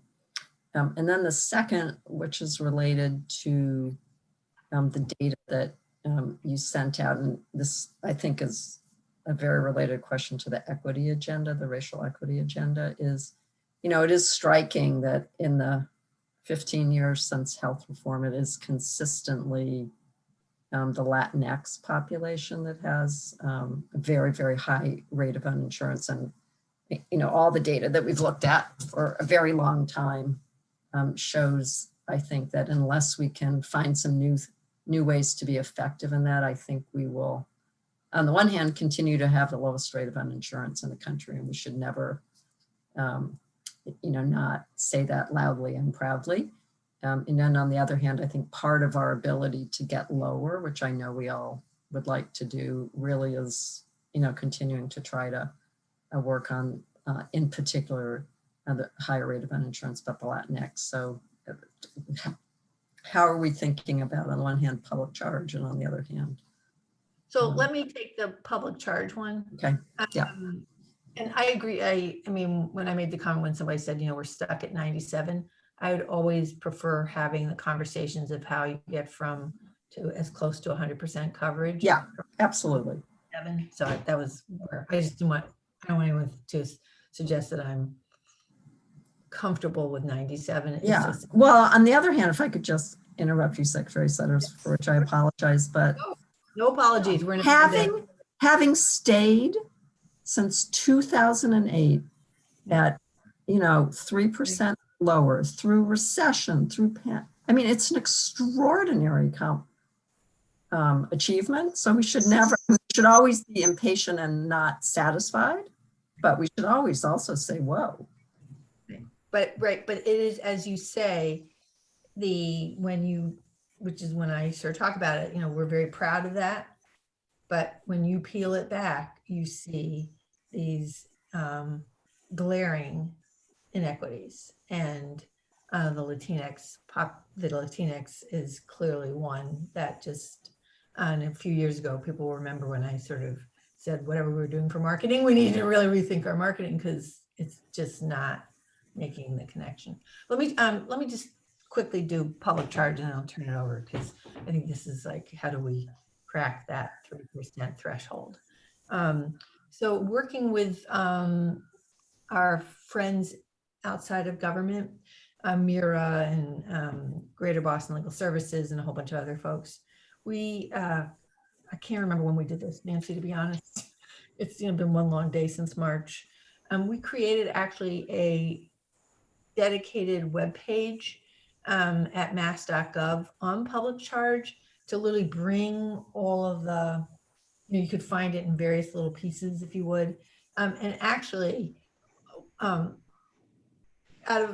was some concern by some of my staff who remain nameless, they're wonderful. I literally gave the language to the community and said, now I need you to read this to make sure that it's in language that, outside of government ease kind of language for folks to be able to access. As just one thing around the public charge, doesn't address some of the insurance things, but that's been pretty well received by Mira and other groups as at least a place for people to get sort of like, not that people would trust government, but like a source of truth for people on what public charge may mean or not mean to you. And then clearly sending folks to trusted sources for outside of government for information more than that. It's not by any means ideal, but I think that was our way to try to highlight the public charge until such time we don't have one, if you would. I'm happy to send the link, or I probably could even figure out a way to do it on the chat. But let me turn over we're gonna really reach out to groups that we've just not been able to reach out to. Audrey, that might be a good lead in actually to the racial equity portion. Sure, I will take us there, and Nancy, happy to talk more offline, broadly on that topic in the Latinx outreach. So I think just in the interest of time, I'll speed us along to our few slides here on our proposed racial equity lens to integrate into the Health Connectors work, which we're eager to get your feedback on today and going forward. And really the purpose of this discussion is to give the board a sense of the ways in which we feel the Health Connector has a meaningful role to play in advancing racial and health equity in the state's health coverage landscape. The thinking we're reflecting in this conversation is based on internal staff discussions held with staff across the Health Connector, and also learnings from other state agencies and programs who are enhancing their focus and energy on equity, as the Secretary noted at the outset. This includes the Executive Office of Health and Human Services, Mass Health, DPH, Health Policy Commission, the Attorney General's Office, and many others. The next few slides focus on some foundational data for understanding the Health Connector's role in the coverage landscape and the racial breakouts of different parts of the coverage landscape and within the Health Connector itself, before diving into the deeper thinking staff have been engaged in around how we may best use our role towards advancing racial equity. As many on the board will recall, the animating law and policies that established the Health Connector back in 2006 and other ACA exchanges in 2014 were in many ways designed to help close racial and ethnic gaps in health coverage and healthcare access generally. As this graph shows, clearly meaningful progress has been made, but we still have a portion of the state population that remains uninsured and in need of coverage, and there are material disparities in health coverage rates by racial and ethnic groups. We can see that Black and Hispanic populations in Massachusetts remain more likely to be uninsured. This means that the health and financial risks associated with uninsurance are disproportionately shouldered by these communities of color, which already face disproportionate health and financial risks. As we look across the health coverage landscape in Massachusetts, we can see from CHIA data that each of our state's market segments feature distinct breakouts in terms of racial and ethnic groups covered in each category, or in the case of uninsurance, those who remain uncovered. Black and Hispanic residents are more likely to be enrolled in public programs like Connector Care or Mass Health, or to be uninsured. The work needed to address the uninsured has been and will be a major area of focus for the Health Connector, but we also share this data because we think it helps the Health Connector understand itself as its populations relate to adjacent market segments, which is essential for thinking about how we use our exchange to advance equity. On this last data slide, and zooming in a layer deeper, we can see that approximately 30% of the Health Connector's individual market enrollment are people of color. The greatest share of people of color are in Connector Care. So when we think about how our coverage programs intersect with equity, an understanding of the role of Connector Care specifically and its relationship to the market around it is important. The Health Connector's mission is to ensure that all Massachusetts residents, especially those historically left out of the insurance market and the health and financial protections coverage is meant to bestow, have access to high quality, meaningful coverage that is affordable to get and connects them with the Commonwealth's healthcare delivery system. Many of the issues we were really designed to address fit naturally within a racial equity framework. For example, exchanges are of course for everyone, but we were designed to help address market shortcomings that were particularly acute for populations that are more likely to be people of color, people who are less likely to have access to employer-sponsored insurance, people who are more likely to be uninsured, and people who are lower income. Understanding the work we do to serve these populations through an equity lens will help us ensure we're not missing opportunities to use the tools we have to connect people to healthcare in a way that is promoting equity.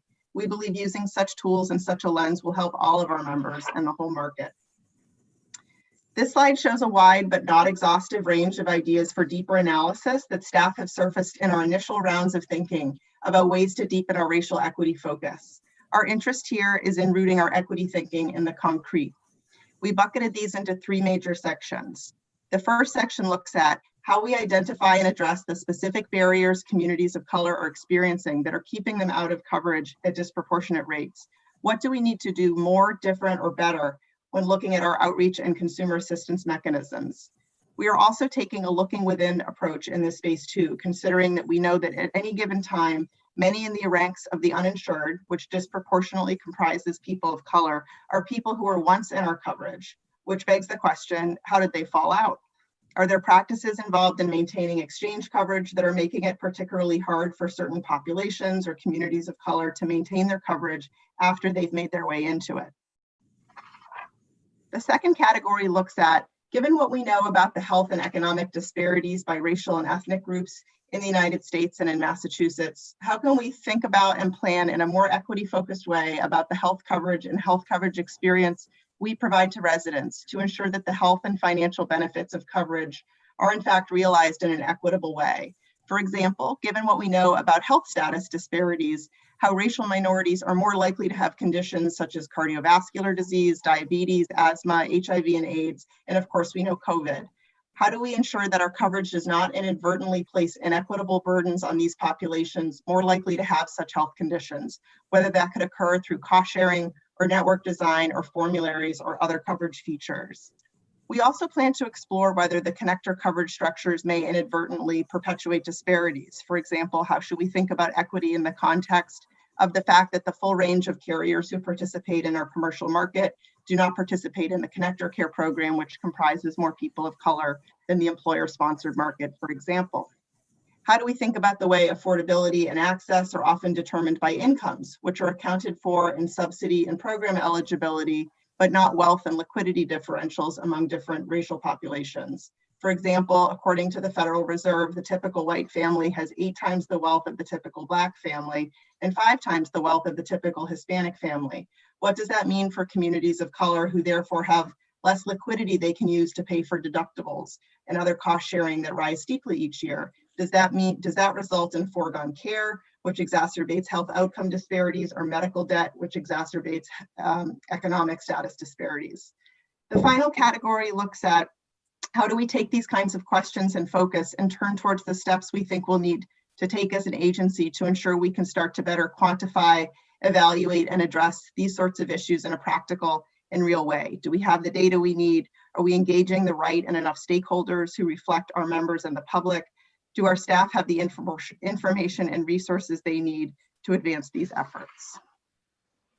With those questions and lens considerations in mind, staff have discussed the value of adding to our regular process for making material program or policy decisions, the idea of using a kind of racial equity checklist, which would be used to build out our lens on equity into our organizational decision-making.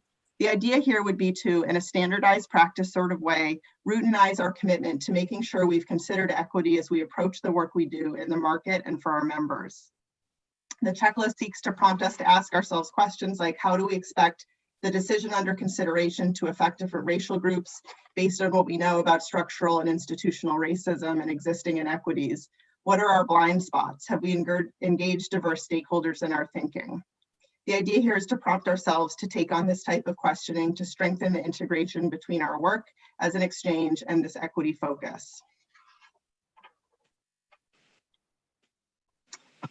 So here we'll pause, and obviously this is something we see ourselves at sort of the beginning of a deeper area of focus, and one that we hope will have board support and engagement and your expertise to help guide us in our thinking as we proceed down this road of further integrating equity into the Health Connectors work as an agency.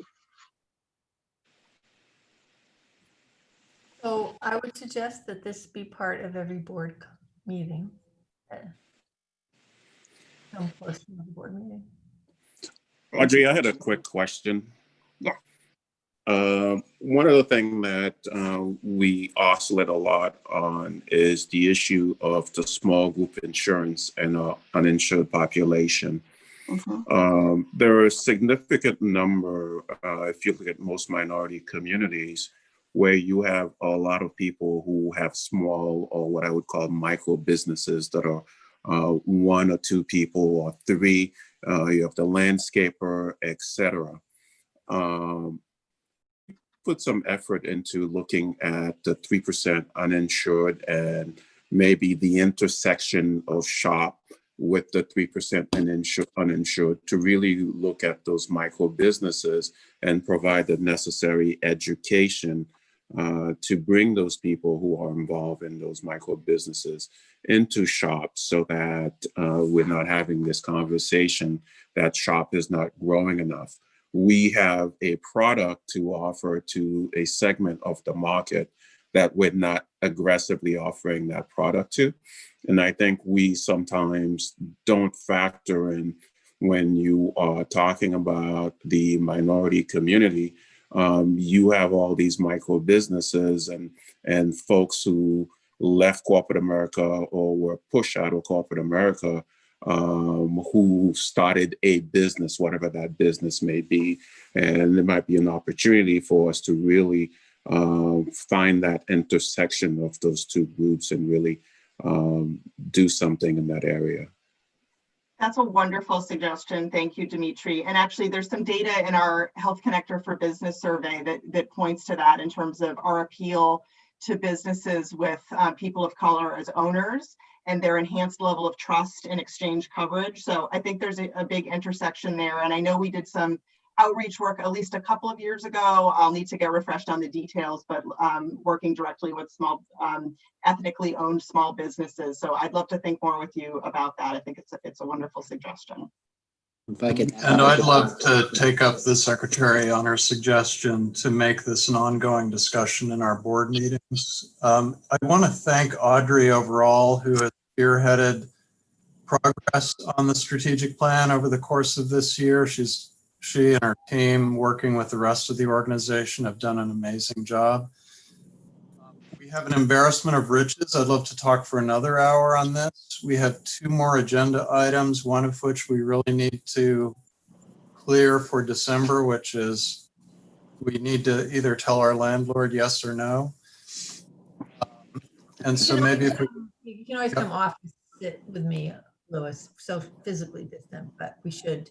But let me just see quickly if the board has any more comments on this. I just had one comment to add on Dimitri's thought process. Audrey, do you think there's an opportunity for us to connect the navigators and collaborate between the broker community and the navigators to serve the community that Dimitri's talking about? So I know I've mentioned that in the past. I don't think we've explored that, and I think we should explore the combination of that confluence of resources. So that's all I wanted to say. Wonderful. I'm going to just make a brief comment, Matt, from the GIC, just to emphasize the second bullet from Audrey's slide here about collaboration with sister agencies. I think one of the areas where we're going to need to make real substantial progress early on is the development of a framework for data collection for race, ethnicity, and language, which you referred to, Audrey. We are woefully behind in even understanding with any real granularity how these factors truly impact the experience of residents of the Commonwealth, particularly those of color. So there's a lot I think that we can do. I think as a Commonwealth, we are uniquely prepared to work in partnership across agencies, yours, ours, HPC, CHIA, the Attorney General's office, others in the executive branch, all expressing this as a high priority as it is for us. So look forward to working with you on that. Thank you so much. Anybody else? Sorry, I just had one comment, I think building off of some of what has already been said, especially given the sort of column around looking at data and how we understand the data. It was really striking sort of how this question of disaggregating data and how we understand the communities of color that show up versus sort of broadly saying the Black community or the Latinx community. But if we disaggregate that data, what does it tell us? How does it change the way that we think about our member experience and inform all of the other pieces? And I think it's something that in my own work, we're thinking a lot about how we pull those buckets apart and not, look at those communities as monoliths, and just wanted to flag that. Good point. Thanks. That's great. Well, and I think our archipelago has helped us understand that more in recent years. That's a great point. I think the, essential work, I like the checklist very, very much. I think as our work on this continues, holding ourselves accountable, and I think Secretary Sutter's suggestion of a monthly update is always a standing agenda item, but, thinking about how will we know if we're successful and having an impact, and really, try to develop some metrics that we can assess how we're doing that are, process is important. I think particularly at this stage, but trying to move beyond that as well. Yeah, I agree with you, Nancy. Thanks. All right. Thank you, everyone. I am going to move this along because it's, and I'm sorry about that, but we have two more agenda items, which I believe both require board votes. And so I think, are we going to do the first one, the lease, Louis? Yes. Okay. And who's gonna, this is Andrew. This is Andrew. Take us away, Andrew. Andrew, are you on? I'm here. Can you hear me, everybody? Yes. All right. Good morning. All right. We'll move right into an overview of our lease renewal. So just to start, this slide gives us an overview of the Health Connector's current office space. Right now, we're on the 6th floor of 100 City Hall Plaza, and we have half each of the 5th and 3rd floors of that building for just over 19,000 square feet of office space. This has been the Health Connector's home since 2007. The last time we extended the lease was back in 2015, and the lease expires now on August 30th of 2021, so at the end of next August. During this final year of our current lease, we are paying around $42 per square foot per year. And so as was mentioned, since even longer than a year ago, we've been foreseeing the need to figure out what we're doing with the end of the lease. And starting in January, the Health Connector did undertake an extensive market review to answer the question, is it advantageous for us to move somewhere else, or should we remain where we are if we can have good terms on a renewal?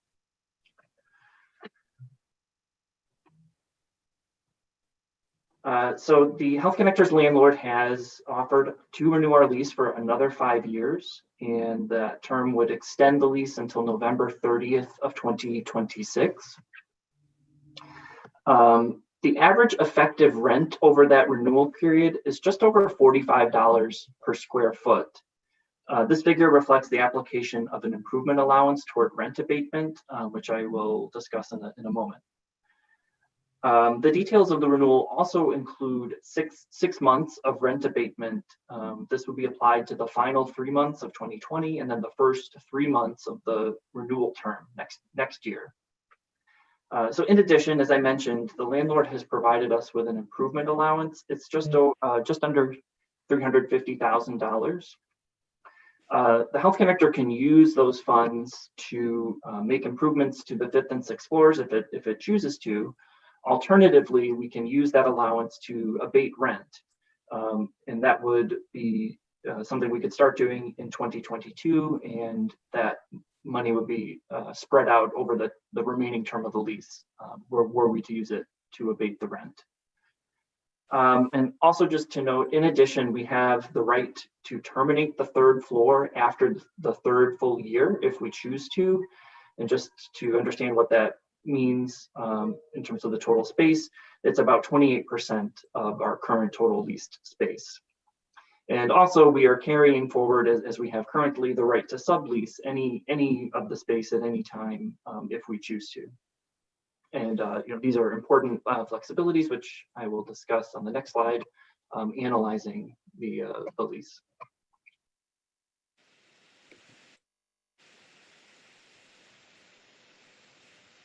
So the lease renewal terms are pretty favorable, especially when compared to other options in the market, and they provide us with some important flexibilities. As mentioned, in the course of our review, we did find proposed rates for similar properties to be as high as $65 per square foot. And even after COVID-19 hit, we did not really see a significant decrease in those figures, which remained well above $50 per square foot. So our average effective rate of around $45 a square foot is much lower than those other properties, and it represents a modest increase compared to the current $42 a square foot we're paying. Further, as mentioned, the ability to terminate the 3rd floor and to sublease mean that the Health Connector will have the flexibility to reduce our office space footprint if necessary, based on any changes that may come in a post-COVID-19 world. So like other employers in the private and public sectors, the Health Connector is considering whether in that post-COVID-19 world, how much work will we be doing remotely versus in the office. And just as an example, if it turns out that we won't have every single employee reporting to the office every single day, we may find that we have leased more office space than necessary. So therefore, the right to terminate or sublease will mean that we can incorporate those lessons learned and, if appropriate, right size our footprint and potentially even save money on rent costs. So I will pause here to see if there are any questions before moving to the vote slide. So the Commonwealth has a whole strategy about reducing physical space. So I'm just going to be, I appreciate all the hard work that's gone into this. When I read it, and it was late, so I think first of all, having flexibility in here is good, but 3 years out just feels like a little long to me on reducing the footprint. As Andrew indicated, we are able to sublease at any time, which is another option. But I understand where you're going with this. Yeah, I think the expectation in the public sector is that we reduce our footprint by almost 50% in non-direct care office in a pretty rapid way. Mm-hmm. Yeah, Secretary, if I can add, in the private market, we're seeing most the clients I'm working with anywhere between 25 and 33% reduction in physical presence, even post vaccine. So I think your comments well taken. So depending on the outcome today, we will either tell the landlord yes or no and restart negotiations if we do the no. I'm not proposing a no at all, Louis, because I go through this very intently. And I don't know what the experience has been in the connector in terms of, we all pivoted very fast. The good news was it showed how nimble we could all be in a pandemic, and it's not the most organized way to rethink footprints and what makes sense and how do you reconfigure space and how do you accommodate then probably like larger spaces when you do need to bring people back together and the technology. I mean, you know all of that. So I just want to put it that I think the 3-year around the third floor, whatever that is probably something I would encourage folks to really use this towards moving to consolidation of space. And it's hard, trust me. I mean, I did this once in the private sector and you had thought I was giving people's desks away. And we were primarily a in community social work business. So people coming to the office was really rare. But as soon as we talked about sharing workspace and having cubes, you would have thought I was literally giving people, I was throwing their desks out on the street. So, I mean, I'm not suggesting that in this conversation by any means. I think I would just really encourage,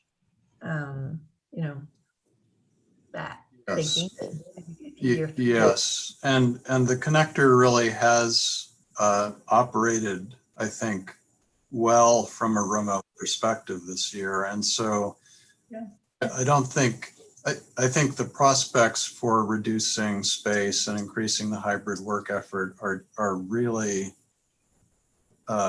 promising for us. Yeah, I do too. I think you could really lead the way.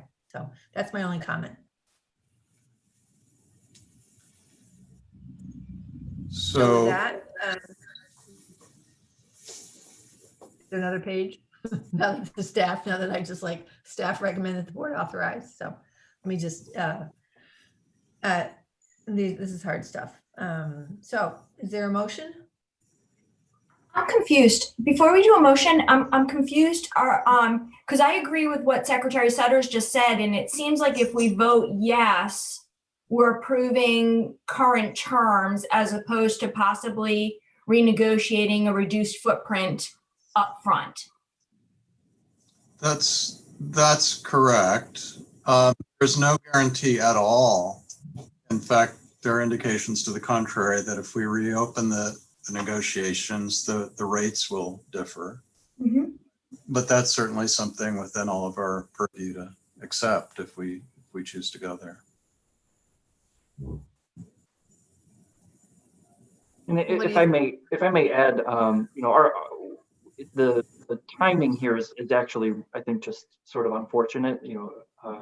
We realistically do not have a very open window of time to move to a new location. Just the realities of the commercial real estate market being what they are. So I think, personally, my personal opinion is ideally we wouldn't be making this decision now, but our current lease is ending and we do need to answer the question of what the Health Connector will be doing. So I think given the realities of the fact that work is changing, to incorporate more remote work, it's just lining up in a poor timing way with our need to solve the lease problem that we currently face. But this is Gary, but with the ability to sublease, right, as Andrew, as Louis said, right? Absolutely. So subleasing is something we can do, whether that's to another state agency, whether that's something we do on the private market. There's no timing restriction on that. And if we were to move to a hybrid work model and need to reduce our office space, more quickly, subleasing is an option that we could use to accomplish that sooner than 3 years. Okay, thanks. So do we need to vote on this today? Is there, are we right up against the timeline with regard to negotiating with the landlord? Because it seems like there are an awful lot of office space that are coming online in Boston as more and more businesses adopt more of a hybrid work model. And what this COVID experience has taught us is that the expenses associated with office space is something that a lot of corporations are no longer looking to void. So as a government agency, do we have the ability at this point to really step back and revisit this issue with the landlord with the increased inventory in Boston? And regardless as to what most landlords are saying, the available commercial square footage in Boston is increasing, not decreasing as a result of COVID. And it would seem that we're locking ourselves into a long-term situation that may not be beneficial to the agency. I guess I would say, we will do anything that collectively we decide to do. So the situation with the current landlord, we've gone through, I think, 5 rounds of negotiation. And I think this is the practical fuse on this deal. Right. We can forego the deal, and as Andrew said, it's hard for us to conceive easily without a little bit of risk in the equation of a move. We could consider a renegotiation of smaller space with the landlord. It may be on very different terms. It may end up the same amount of money. I don't know. That's what worries me. Is like the negotiation is like a smaller footprint, no ability, sublease, and same price. You know what I mean? That is the worry. So Andrew said, go ahead. So Sophie. may I propose, and again, I'm sorry, I didn't give a heads up. I think I read this stuff at like some bizarre hour of the morning. If we needed to, right, the board could come back and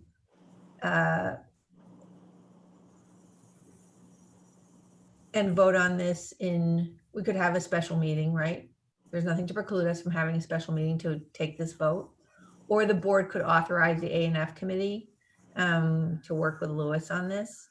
I think Louis, honestly, with all the extraordinary work that everybody's been doing, and I agree, it comes up at an awkward time, would be maybe for you to use this leverage that the board is given all that's changing as an opportunity to see if that gains you a little leverage with him. And if not, come back and we would do a special board vote if that's comfortable to the board and to you, Louis. We're not trying to tie up management here. Understood, and neither am I trying to kind of. No, you're not at all. So, Andrew, practically, because you've carried a lot of the negotiations, Andrew. Is this something that we can do through our property agent? We certainly can do that. I think we would want to be very thoughtful about what exactly it is we're proposing to do. We have it's a non-binding letter of intent. We've communicated to the landlord any agreement and commitment is conditioned on board approval. So the Health Connector is not bound to anything, but as you've mentioned, Louis, I am not sure whether the landlord would be willing to if we are asking for material changes to that deal, I'm not sure that they would come back in kind with the same terms that they're currently offering. But we can absolutely work with our broker and discuss options to see if there's other options we can explore. I think for me, Louis, it would be the ability to vacate, to shrink the footprint sooner than 3 years. Okay. But other board members may have, and again, I am not here to second guess management. You all work very, very, very hard. I think there is a lot out in the market. I actually think I would think you're in a reasonable bargaining position, but I don't, I'm vacating. We're vacating a significant commercial space in Boston. Understood. I don't want you to move. It's not about that. It's just about whether we can increase more flexibility around hybrid workspace. And Secretary, the right to sublet is obviously a favorable term, but if the market's shrinking for subletters, it doesn't really mean anything. Right. Okay. I think it would be imprudent on our part to kind of compel a speedy vote on something that there's. Can we leave it open for a little bit? And you have my commitment that if you contact me and we need to I need to pop off too, actually. If we need to do a special board vote this month, we can come back. Is that fair? That is fair, and thank you for that, Secretary. And I guess at your discretion as well, we may, because of the time, choose to postpone the broker fee vote until January. I need to ask Vicki if that's possible. It may result in a 1-month delay in the effective.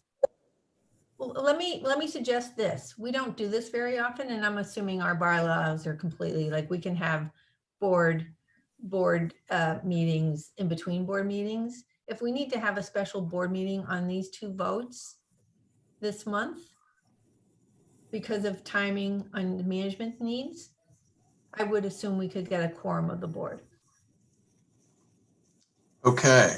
I take responsibility for poor time management. Clearly, my board chair time management skills are rusty, and I apologize to the board for that. Not at all. The strategic plan discussion is really the heart. And so. And how you've been doing on open enrollment also. So. Yeah. Okay, why don't we take those suggestions? Let's think of scheduling a special board continuation. It would have 2 votes and maybe an update on open enrollment. And we come back soon on this. So with that having been said, Secretary, would you like to take a motion to adjourn? Yes. So moved. Have a motion to adjourn. Kathy, do we need a roll? Yes, you do. Okay. Gary, Yes. Michael, Yes. Babe Ruth, Yes. Mark, Yes. William, Yes. Dimitri, Yes. Secretary Sutters, Yes. Nancy. She's already dropped. Okay, Matt, Yes. Rena, She dropped. she dropped too, and Zarani. I think she dropped. Okay. Okay. Thank you, everyone. Extraordinary hard work. My apologies for not keeping a better watch on my clock. Clearly, I need to be back to chairing more meetings so I can keep myself organized. My apologies. Thank you, You have a Secretary. little on your plate, Secretary. I think we all understand. Just a little. Thank you. Happy holidays, everyone. Happy holidays, everyone. Thank you. Thanks, Louis.